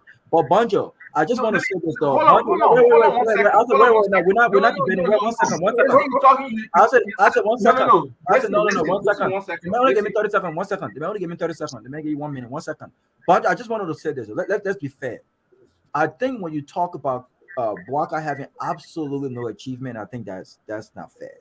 When you talk about him having no influence, look, the fact that he did not win the election does not mean he lost his traditional element of or influence there.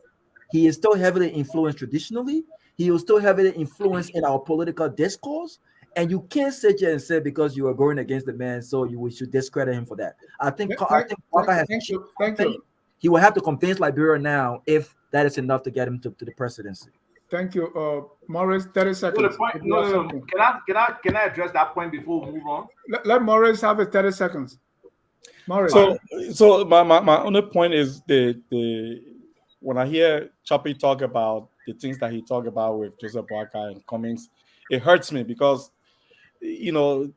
Choppy has been around. I wouldn't respond to Choppy at all. We have the responsibility to contextualize some of the things that have been said, especially in the diaspora, where we expect the intellectual class of the country to be residing. So we have to contextualize some of the conversations. So when my man Choppy talking about some of the things that he's talking about too vaguely. He said, "Oh, nothing happened this time. Nothing happened that time with nothing substantial to point to."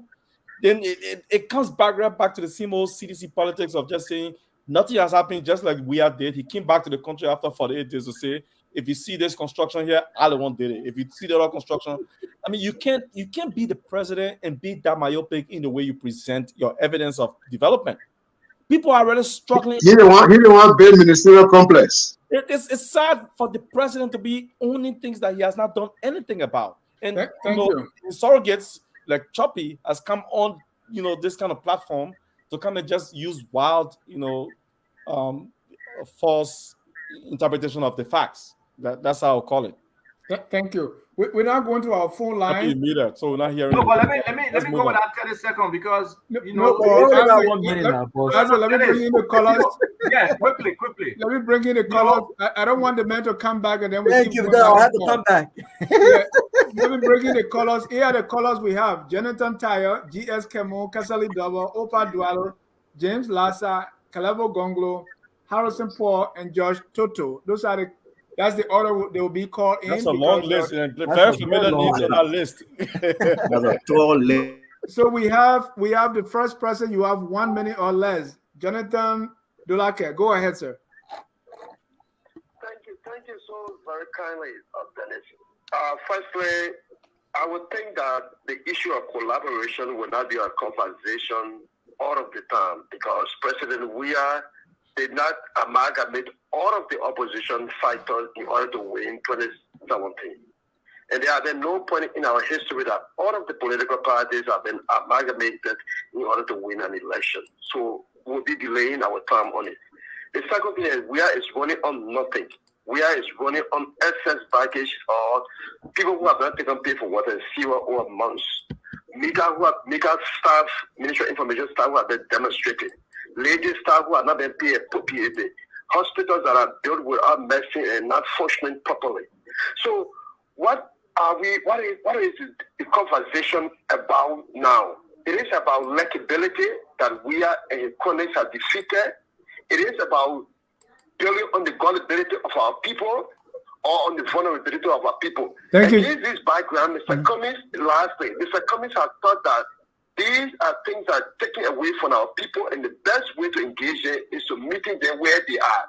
So on the aspect of why Mr. Cummings is associated with people of bad background, Louis Brown support war and economic struggle. People who support Cummings support war and economic struggle. Cummings did not say he would make those people president. Those people have volunteered themselves to supporting Cummings. Cummings cannot drive them. Jesus Christ did not drive Matthew or all the disciples that follow him. Thank you. Saying that I want to change the thing by using the future which I represent, unlike the past and the present. Thank you. Thank you. These are the colors we have because we have people that are corrupt that are watching us. So anytime corrupt people are watching a system, they always accuse you of corruption.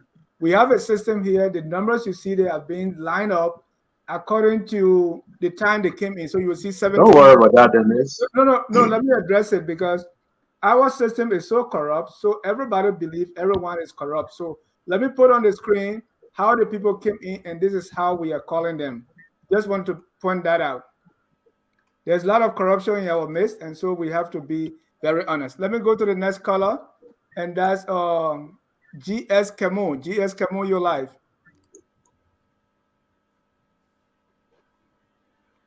G.S. Kemo, are you there? Let's go to Kasali Double. Hello? Thank you very much, Mr. John. Is it Kemo? Yeah, I'm here. All right, Kemo, talk. Oh, okay. Kasali, let Kemo go first. 1 minute, Mr. Kemo. Okay, again, good evening and thank you. And thanks to my best independent guys, Morris and Gakwa. You know, those are my guys, some are independent guys too. So, but really, they have made my case, and then you have asked most of my questions. But my question to Alva is I agree that we are beatable by the three other candidates, Joseph Boakai, Cummings, and Gongloe. But my question to Alva, what is the problem with Cummings that he's struggling to really resonate with the Liberian voter? Because looking at the Liberian voter, the educated ones are less than the uneducated one that make the decision. So how? Because my question being to all the people besides Weah, but the arrest team, the Cummings Fast Fellow team, how are you going to really bring other people that are silent voter, people are not voting? Because we talk to people, a lot of people have resolved that I'm not going to vote because they're the same people, that are the same thing. How are you going to bring the people back on board? Because we are talking to some of them, just go ahead and register maybe at the end you will see somebody will come. Or maybe like Janek, I say, maybe I will come. I say, I want to, you know me, I go, you vote for me. So we are educating our people and talking to them to just register. Thank you. And wait for the time. They have not decided. We got a lot of them sitting around the fence. Thank you, Kemo. Let me go to Kasali Double. Double, you live. Yeah, thank you very much, Mr. Jai. Let me say thanks to your studio guest. I want to talk on the likability, why people prefer the likes of JNB to become president of Liberia. And this is something that I've said repeatedly. There's one major reason why people want JNB to become the president. Liberians, Liberia, we are used to stealing. Common example is the current president we have and most of his government officials. And because Liberians believe that Joseph Boakai does not fall within that category of being a criminal, with all of the 25 plus years experience working in government, that one major reason why they will help, they will have that trust in him. They look all around, they're trying to get a person, like getting a person. With Mr. Cummings, I think the reason why Liberian people don't really trust him is that the decisions that he's making most of the time are not coming from him. Every time Mr. Cummings makes decisions in Liberia, when he comes to America and go by, the decision change. It happened on 3 different occasions when he was with the CPP. Agreement was reached when he came from America and went back to Liberia. Things changed. And I think Liberians on the ground want to believe that they can make their own decisions. Sometimes they don't have to depend on people on the side or make the decision for them. And that's one of the major weak points I see in Mr. Cummings. If he can, only if his supporters can allow him to make a decision most of the time on his own, he will rest with the people. Other than that, but for Boakai, he is not a role. He had never been fought in that category, unlike George Weah and his followers. That's why George Weah and his followers are afraid of him. I can tell you, he will be the next president of Liberia. Thank you. Thank you. Let's go to James Lassa. Mr. Lassa, you're live. Yeah, thank you, Dennis. In fact, Dennis, let me commend you for displaying your list on the screen, because we have to be helpful to the rest of the society in terms of understanding the fact that not everybody is corrupt in our country. And I thought, even though it may seem simple, it is certainly important that you are able to display that. Now on the issue, I can't say enough of how I am tired of hearing about this corporate experience factor. I can't believe that after what we have seen globally of one of the most quote-unquote so-called successful corporate figures in the world, Donald Trump, became president in the country, and what he did, the record he left there. And people will still be coming to want to convince Liberians on the basis of corporate experience. Bloomberg, who is one of the richest men, became mayor of New York because he had so much money. He's a nice guy anyway. He had so much money, he was able to be elected 2 times. And because he had the money and he did well, he changed the constitution in New York for him to sit up for the 3rd time. And because of that, he thought he could run the election, the U.S. election for the presidency, and he was barely rejected. I don't know how these guys want to take their corporate experience factor and make it so overwhelming. The weight of value they assign to it is overwhelming. What is their method of measurement? Now, regarding the issue of numbers, my brother Gagwa there, his father is my friend. I got a lot of respect for him as a very young, educated man. But you need to understand the numbers. How do you expect an incumbent Liberian president to come from abroad and really be desirous of having people to go and meet him, that a few thousand people will not turn up? And you come and say he has the numbers. George Weah has numbers? Where? George Weah is hugely unpopular in our country. And those of us who understand the game know that it's a foregone conclusion that George Weah is going, he and the CDC are going to be rejected at the polls without question. Now, on the issue of Abatuba talking about brother is he this and that, although he knows that Biden, the president of the United States, is far older than Boakai, and he knows that Biden has already declared that he's going to run again. It's not because he's young, it's because of what he does. In terms of Boakai, I felt that when you asked Maurice Kumar about, for him to vouch for whether Boakai has clean hands and he kind of play with it, I thought that was unfair. Boakai is a rare species in that country, in that respect. For example, Amos Sawyer. It was as if Amos Sawyer felt that he knew he was going to die within a few days or weeks, And he was like, "This is one thing I have to get out of my belly." And the last public utterance I came from Dr. Amos Sawyer in the national media was to come and vouch for Boakai. Thank you, Mr. Lassa. Corrupt.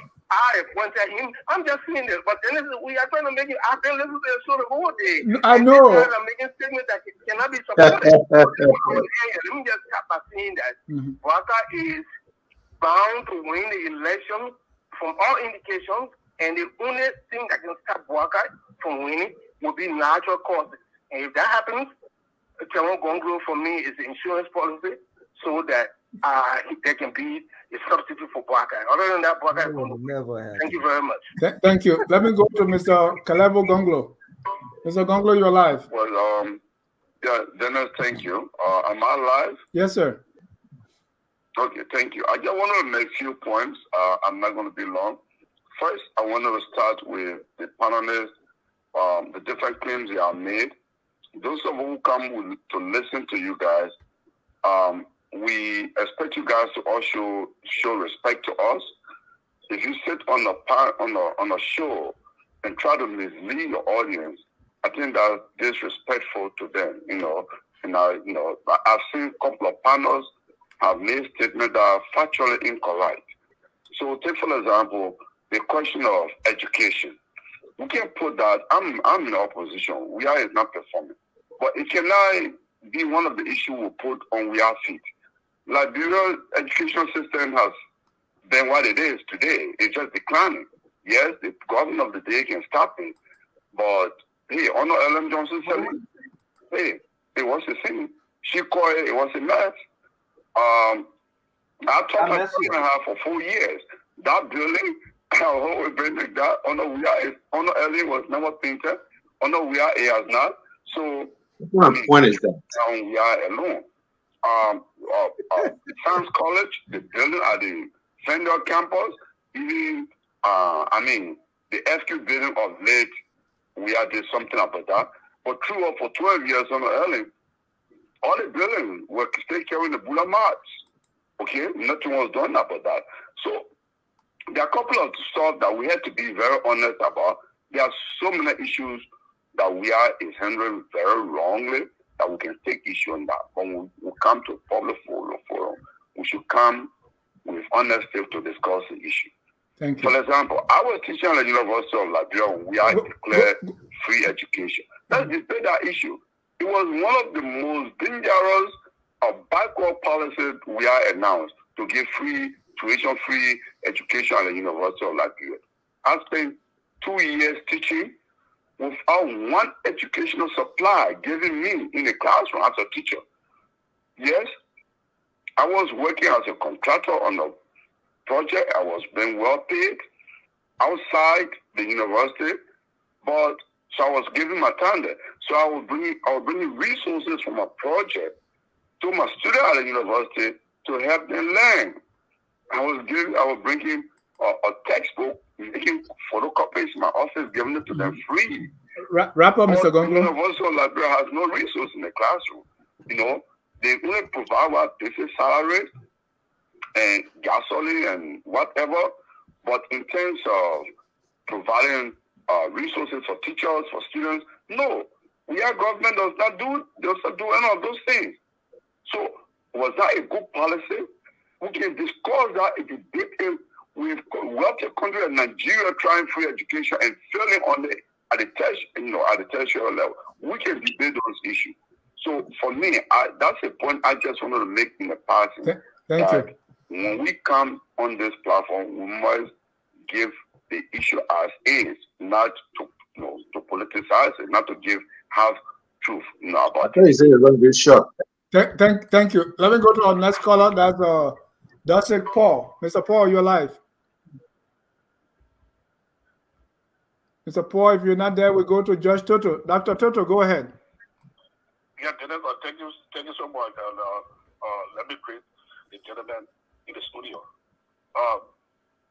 But what I want to say that when it comes to the opposition and some of the claims that Chubby Charlie is making, the opposition, let's say the ANC or the UP, knows very well that there was a lot of difficulty ahead for them to even unite form a team.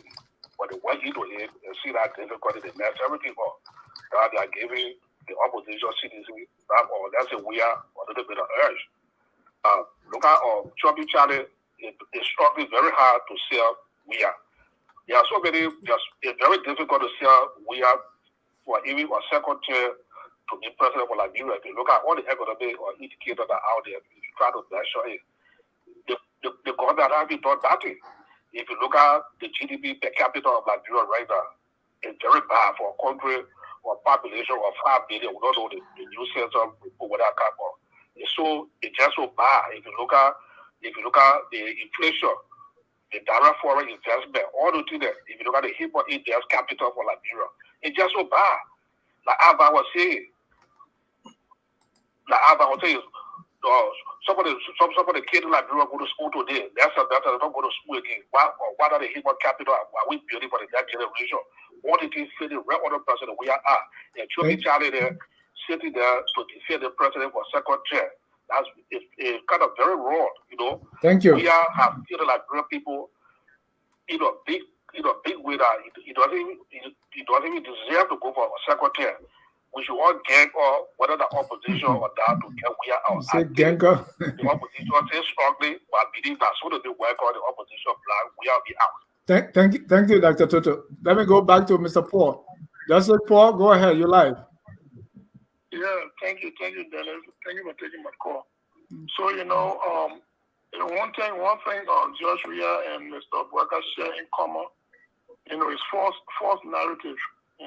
Judge Weah became president as a result of, the UP failure, and Judge Weah, the narrative that Judge Weah really loves this country, and that's how Judge Weah became president. We're saying the same thing now happening to Boakai. Boakai folks are running around talking about how, you have so much integrity. Now, when you start to peer, into this integrity, you don't see nothing there. Mr. Boakai told us that he was broke after working in government for 40 years. We know that's a lie, because Boakai cannot produce, his loan papers. Mr. Boakai came to America. He took pictures in the people warehouse, in the pharmaceutical warehouse, and he went back to Liberia and said 2 containers were coming back to Liberia. That was another lie. So they don't need a window into a person's character to know exactly who they are. So you see people running around with all this narrative that, Boakai is some kind of an honest man. It's not true. Thank you, sir. And I'm still, give me, smart time. When you talk about, this is the only person that can defeat, Judge Weah. They're trying to base it on an analysis of all things remain constant. If all things remain constant, I mean, Joshua will win second term. So, so we have to, honestly analyze all of the moving parts, before we start, making all the conclusions. Mr. Cummings remain the only person right now that is attracting more and more, a new membership, opposition coming his way, and people are basing the fact, his number based on, if you don't see crowd, then that means the message is not resonating. That's not true. Thank you. This man has a lot of people going around and sending a message around. So I just want to say that Mr. Boakai is running on false narrative. Liberia have to really be careful, and we have to make sure we expose, Mr. Boakai for who he is. He's not a man that people think he is. Thank you. Thank you. Let me get the last caller here from 267 area code. Your name and where you calling from? Yeah, my name is Franklin. I come from Harrisburg, Pennsylvania. Go ahead, Franklin. Yeah, I actually feel disappointed with the opposition bloc, more especially when it comes to the platform that are being outlined over there.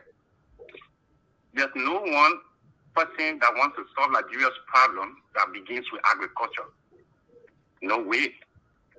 There's no one president in the next year to come that wants to solve Nigeria's problem that begins with education, like in the case of Cummings and in the case of Boakai, talking about agriculture. That is, if you know Nigeria's problem, the first issue that needs to be tackled for Liberia's problem to be solved is the issue of corruption and the issue of the rule of law.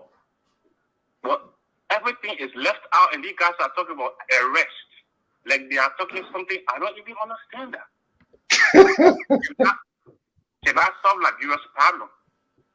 It can be part of solving the problem, but the key issue to handle after George Weah's departure is corruption, and the next one is the issue of the rule of law. And corruption is an issue of the rule of law. Thank you. The only person who has mentioned and has outlined clearly the way forward in the entire process is Councillor Gongloe. He has said he's going to combat corruption, and he has clearly outlined the way out, how he's going to do it. It is clear. He has given proof. And he has also talked about the issue of the rule of law. Police, the interference with the police from people in higher offices and people that have few bucks in their pockets. These are things that are disrupting the growth of Liberia. And these guys are living there and talking about agriculture, education, and other kind of. I'm like, I don't even understand. Thank you, Franklin. Go back and do their homework better. But Councillor Gongloe is the only one who approaches the issue very well. I think he should be the best person for the next election. Thank you. Thank you.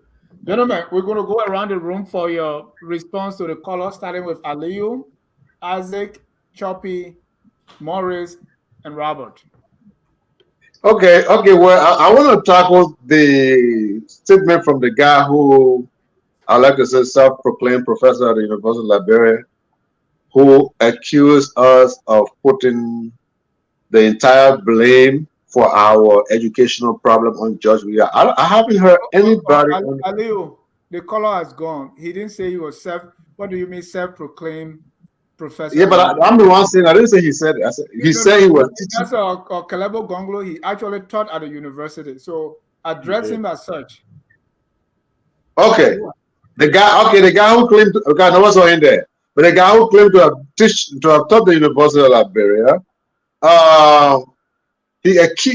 apparently he wasn't listening. I did not hear anyone on this panel who said George Weah was responsible for the dilapidated educational system. I did not hear anybody say that. Not even Choppy. Can you imagine that? You understand what I'm saying? What we have said here is that you ask a question about the issues that each of the candidates would run on, the issues. And one of those is education. We know the educational system needs overhauling.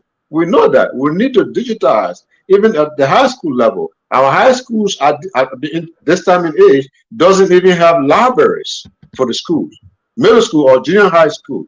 So it's not about George Weah. It's about fixing the problem. For both, I can speak for all three oppositions. I can say Alex Cummings would do the same.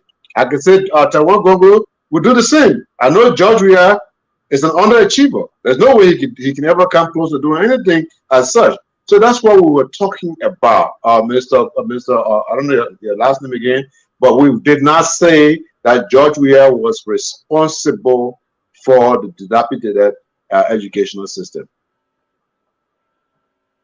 Thank you. Let me go to Isaac. Isaac, your response. Yeah. I don't know if sometimes the listeners don't listen and then they come and they feel insulted. The whole issue about, I won't even use the word because people can misunderstand the word struggle or struggling. But they talk about Cummings not resonating with Liberian voters. It's propaganda. Because people want the mindset of the people to feel that way. But Cummings is engaging the people, and they also said the same thing. People tired with the same thing. That's why they won't register to vote. But the same thing is this current system that Mr. Cummings is committed to changing. He got to shift the paradigm. That's the only way the country will move forward, right? Then somebody talking about the reason why maybe, I don't know, Gongloe is the option because he's not a criminal. So how is Mr. Cummings a criminal? Sometimes people try to use some kind of exclusion to limit it to the individual, but the premise of the exclusion is baseless. Then, just to piggyback on that whole stuff, the last caller who was talking about, corruption is being disingenuous. Mr. Cummings has been the primary opposition figure talking about corruption consistently. If you go and look at Mr. Cummings' position on governance and security, corruption is under there. Mr. Cummings has discussed how he will stop the leakages, how he will use technology to limit people touching money, to improve the systems, integrating the government systems, and putting in controls and alerts that will alert people when there are any kind of inconsistency in terms of how things are supposed to flow, any kind of signature situation. So Mr. Cummings has been strong on corruption because that's the way the Liberian people will impact. He has talked about the whole situation with procurement, how the corruption is laid in there. Look at the RIA rule. How much corruption buried in that $112 million that they're supposed to be paying East International to build a 43-kilometer road? It's crazy. So for him to be disingenuous, basically everything Gongloe is saying today or trying to say is what Mr. Cummings has talked about already. So people should try to be careful. They shouldn't be trying to manufacture the truth because we'll be here to be, stop us to ensure that they tell the truth and they don't play around with, Mr. Cummings' policy. The other thing is, Mr. No. Weah and Lassa talking about Bloomberg. Bloomberg did well, and Bloomberg has a corporate experience. But nobody changed our constitution. Enjoy, I was trying to change our constitution recently for him to get a third term, canceling basically his first term. So nobody changing the Liberian constitution to get a third term. That is not something that Mr. Cummings is even thinking about. Mr. Cummings is there to set the groundwork for the next generation of Liberians to come and take over from him. There's a lot of work to do. It's not easy, and he's committed to doing it. So yes, corporate experience is significant. We can't downplay 40 years of incremental experience, exposure, responsibilities, and all of that. So again, because we're talking about Biden run again, he will lose to Mike Pence or what the guy named from Florida, the governor, Ron DeSantis. The Republicans will take it if Biden runs again. They better find somebody better. Disagree. Strongly disagree. Signs of situation from a healthcare perspective and from a mental perspective. So for him to be, president again, there, America really, really not serious. Donald Trump was a crook, okay, and Donald Trump was not really. He did not really have. He's a crook. Right now, all the criminal acts that he's been forging and all his taxes and all the documentation and taking all kind of funny loans and leveraging and situations to his advantage, it will come out. They have access to his tax records now. Very soon, all those things will come out. So you cannot compare Donald Trump with Alexander Cummings and his integrity and his experience. No, there are two different, completely separate issues there. On the education, they have become much messier on Weah and Mr. Gongloe related to that whole knee-jerk policy because of the early students to say free education. And we see it in the school, we see the whole situation. The education system has to change. And Mr. Cummings is focused on making those changes. Garbage in, garbage out. The teachers are bad. The teachers need to be certified properly. They need to be trained. They need to be take the next step in their own journey as teachers to do things. So yes, those are people misunderstand. But thank you. Thank you, Choppy. Yeah, and I listened to the callers, and I do agree with some of the points the callers makes, and other points I don't. But the query there about the government education policy so far. Again, we have to understand this thing, and this is where I think our friends in the Unity Party or Joseph Boakai supporter continue to misunderstand. And it seems now that Joseph Boakai is no more a sleeper, a man who was sleeping in a park in the garage, but now assuming credit for work supposedly under the UP regime, which is a good thing. I want him to take all of the responsibility for that. because that is what exactly now he's no more parking in the garage, he's no more sleeping, he's active. But in all of that, this is one of the questions and that continue to beat my imagination, and nobody in the Unity Party or Joseph Boakai supporter have answered. This boast about Joseph Boakai being an agriculturalist. Where was his farm for 12 years as vice president? Where is the agriculture production that Joseph Boakai has done for Liberia as an agriculture man? To be an agriculture man, he has to be producing. You can't just have a name. We all know work. How can Joseph Boakai be considered as an agriculturalist when he has done nothing in agriculture? Even for 40 years plus, almost 5 decades. Zero. He doesn't have a farm. Maybe quite recently he might have, because he's trying to come back to run for president. He did not produce anything. How is he an agriculturalist? I mean, that's a joke. Is Unity Party really serious, or are they trying to dupe us again? So, I think again, like I continue to argue here, and we're going to see these facts laid out when the campaign starts. The work that this government has done for the last 6 years, almost now for the last 6 years, will be made known to everybody. And the Liberian people, you know, this argument, I think Dennis, you alluded to it, that Liberia don't vote on issue. I detest that argument. I think the fact that people say Liberia don't vote on issue misunderstands the voter. When somebody said people are gullible. If you feel that people are gullible, then you shouldn't be even talking to them. Liberia has never voted based on rice. I can argue that faithfully, and there's evidence to show. Otherwise, Van Shemen would have won elections in Liberia, or Kennedy Seni would have won elections in Liberia. Many people who distributed rice and think that people would have just voted for rice or some handout. They didn't vote for those people. They voted for people that believe in and trusted.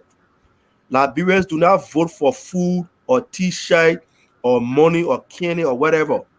Yes, they will come to your event if you share rice. They will come to your event if you share candy. They will come to your event if you cook food. But it doesn't mean they're going to vote for you based on that. They have never done that. So people should stop disrespecting the people, stop insulting the intelligence of the people. And this is one of the problems that the opposition is having. They continue to insult ordinary Liberians, continue to disrespect the wisdom of ordinary Liberians, and expect that these people will still come and vote them into power. This election is not going to be about George Weah. It's going to be about the Liberian people going forward. Should we go backwards to Joseph Boakai failed leadership, as we've seen? He became leader of the CPP. The CPP broke down. I mean, just before our eyes. I mean, I don't support the CPP, but they were very formidable when other people were leader. But as soon as Joseph Boakai became leader, the whole CPP crumbled and crashed. Dangerous leadership. It tells you how dangerous Joseph Boakai is, how he's unable to manage anything. When Joseph Boakai became leader of the very Unity Party, we saw the problem that came between the Unity Party and their former standard bearer, who was still incumbent president. We saw the insult, the disrespect Madam Ellen Johnson Sirleaf got from Joseph Boakai surrogate. And somebody tell me that he's a very respectful person.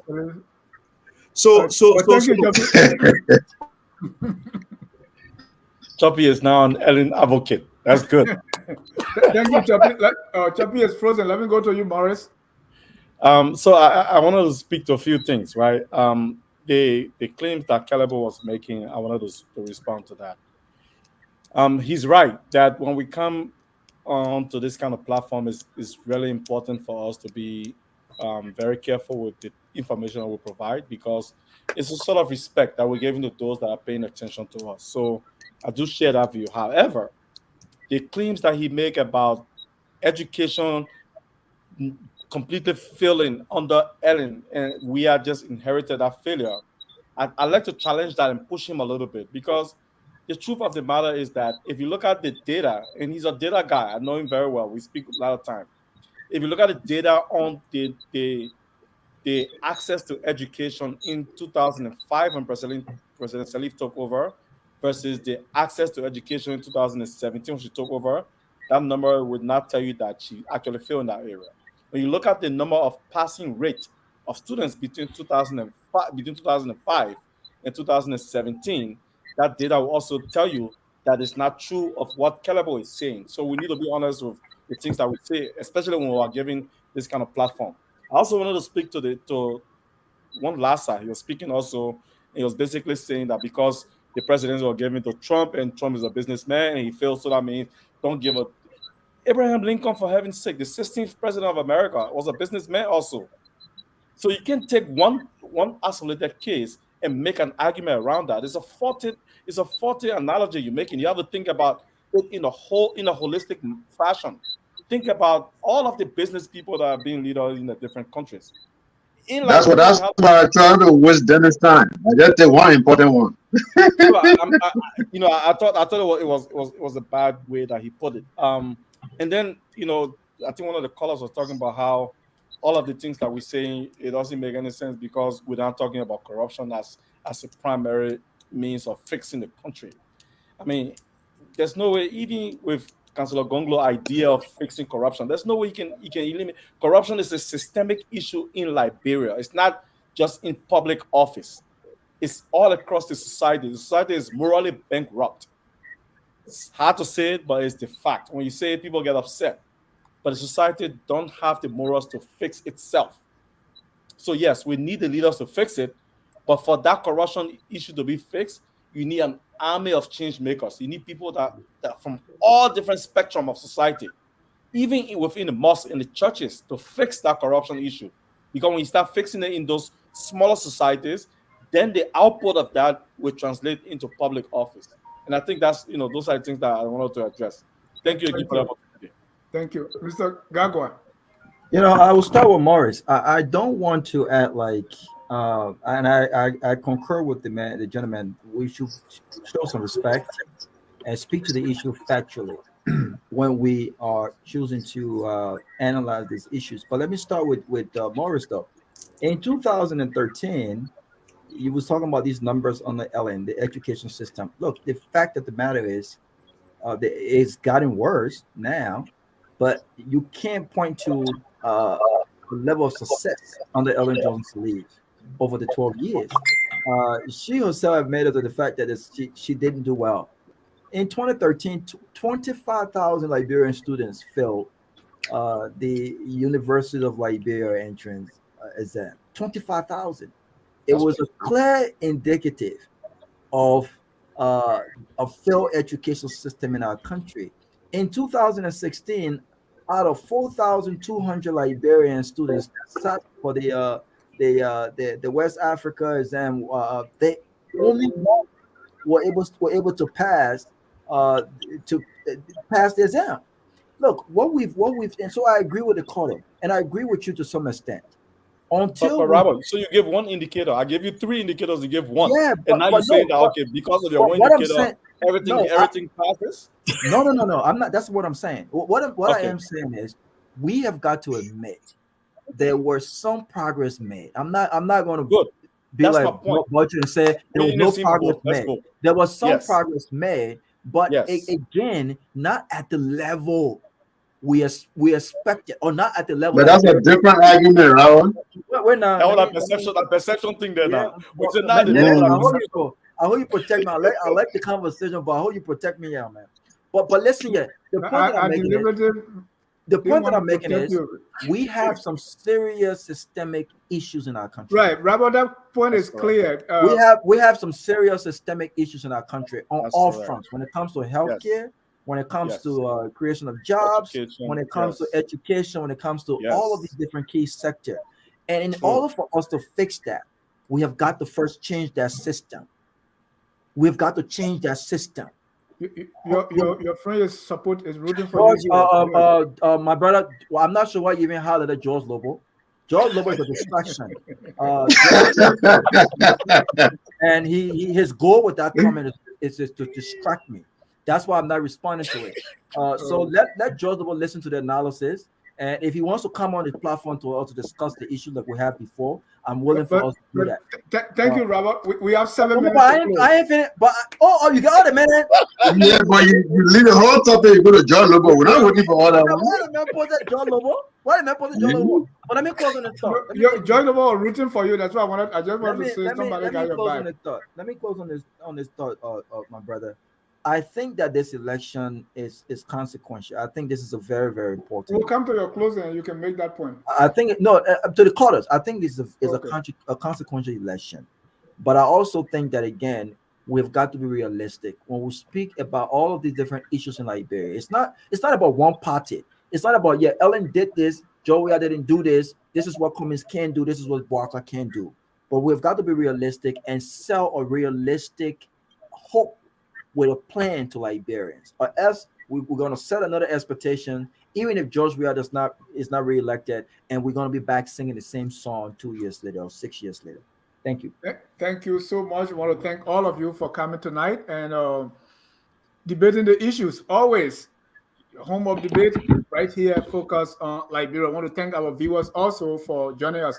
At this time, I give each of you 49 seconds to do your closing so that we can close this thing in the next 4 minutes.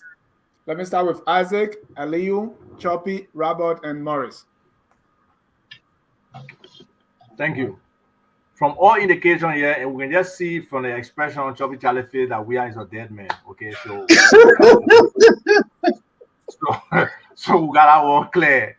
With regards to Boakai, we can see how Aliyu is struggling to make a case for Vice President Boakai as the best option for our country. But if any objective person is listening here today and listening to us attentively to understand, how the political dynamics are moving, who has the vigor, the energy, the commitment, the vision, and the ability to actually implement the vision for our country, if they have a vision. But I know clearly Mr. Cummings has a vision to implement for this country.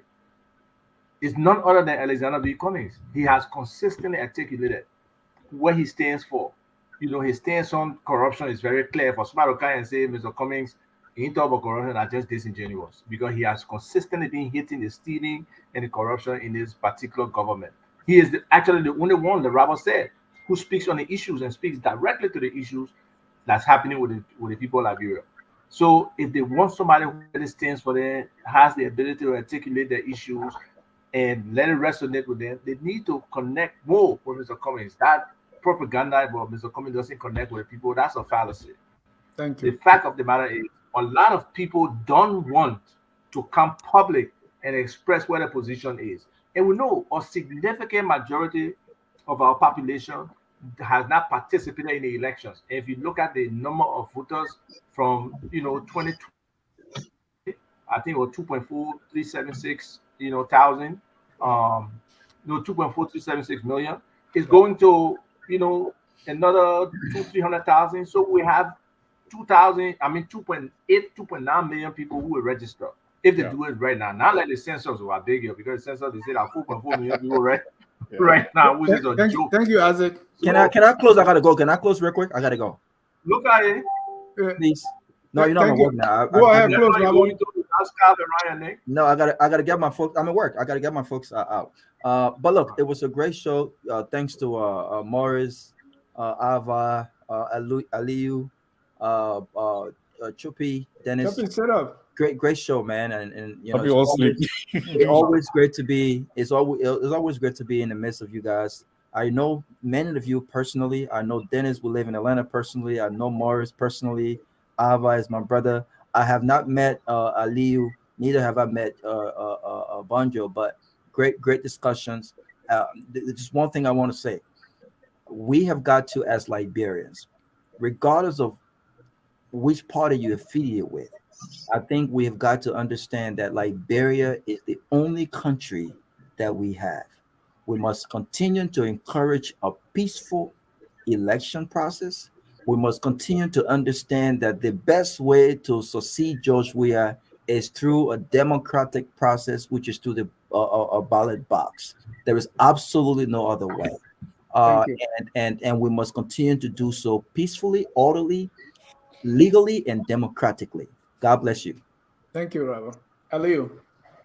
Yes, sir. Dennis, let me say thank you for having me. I want to say I am honored to be sharing this platform with such a group of intelligent young men. I wish next time there would be some women in the mix. I'm heterosexual. Well, okay, one old man and the rest are young people. Now you're right. I'm a heterosexual male. Just looking at social men faces makes me uncomfortable. I hope next time we make some women in the in the equation. Look, let me just say to our audience, thank you for calling. We respect your opinions, but you have to understand every political leader has their primary objective. That doesn't mean because they did not mention the word corruption in their 4 point or 5 point explanation as to what they really want to achieve, doesn't mean they're not going to have it.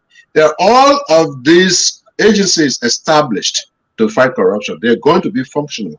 So rest assured, those agencies are going to be functional. The police will still be functional, even though the word police is not written in the political documents of these political leaders, but police will still function. The military will still function. So rest assured, everything will go on spontaneously.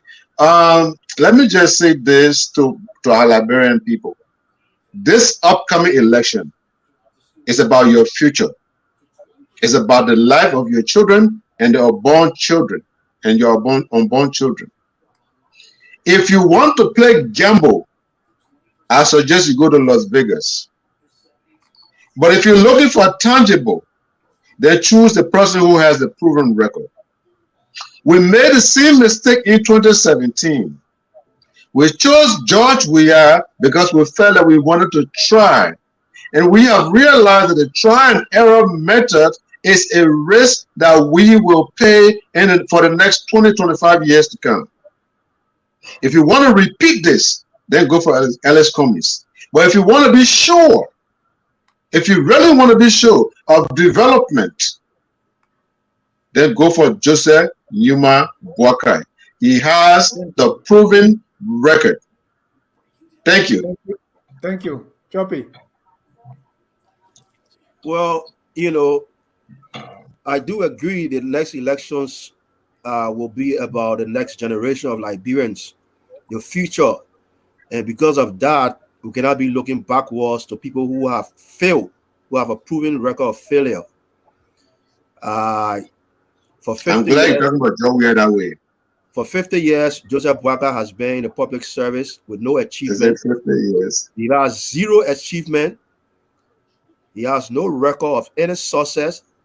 He has no record of managing anything that has gained or value to the Liberian people. Liberian people have already decided the fate of Joseph Boakai. We did that in 2017. We knew his record, and we said he was not competent, capable, or qualified to be our president. Coming back is not going to make us to make a different decision. We know who he is, a man of failure, a man with all integrity. This integrity question we're going to come up, and we're going to challenge Joseph Boakai and his supporter to show us he has a man of integrity. There's no integrity in Joseph Boakai. There's no history. And I will challenge anybody in Unity Party to show Joseph Boakai record of integrity. There's none.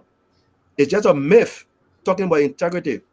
So these elections is going to be very serious. We're going to expose Joseph Boakai has been riding free ride for a long time, collecting free paycheck, passing around, jumping and celebrating that he's a man of integrity, that he's a good man, he's a this man. Personally, he might be a good man, but that's personal. We're not talking about his personal behavior. We're talking about his public service record. We have not seen any history of integrity in his public service record. We are not seeing any accountability in his public service record. We are not seeing no achievement in his public service record. And these things going to come on full during the elections. And he will be exposed for who he truly is, a fraud. He is a fraud. And he's going to be exposed. So these elections is going to be out of the opposition struggling to lose on the first ballot. That's what it's going to be about. And they can only try hard to not lose on the first ballot. But indeed, they're going to lose these elections 2023. Thank you. Maurice, you got the last word. Thank you, Dennis, for the opportunity again. Just kudos to Aliyu, to Choppy, to Big Brother Isaac, and Robert. Dennis, thanks for a great show.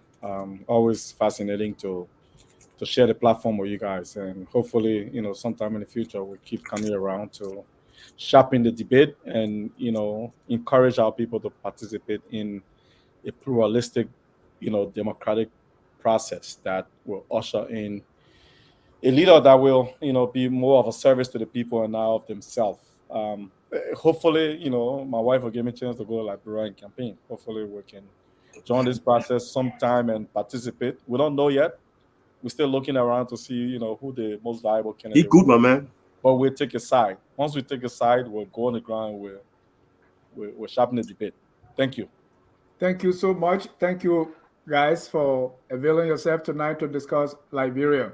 Always focus on Liberia, where we educate, we elevate, and promote all things Liberia. Please encourage your standard bearers and candidates to come right here. Let's debate.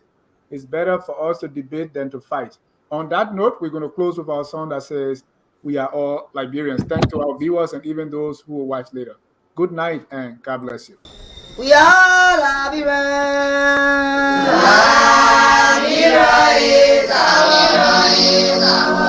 Liberian people. Liberia, we want. Liberia, we want. Liberia, Liberia.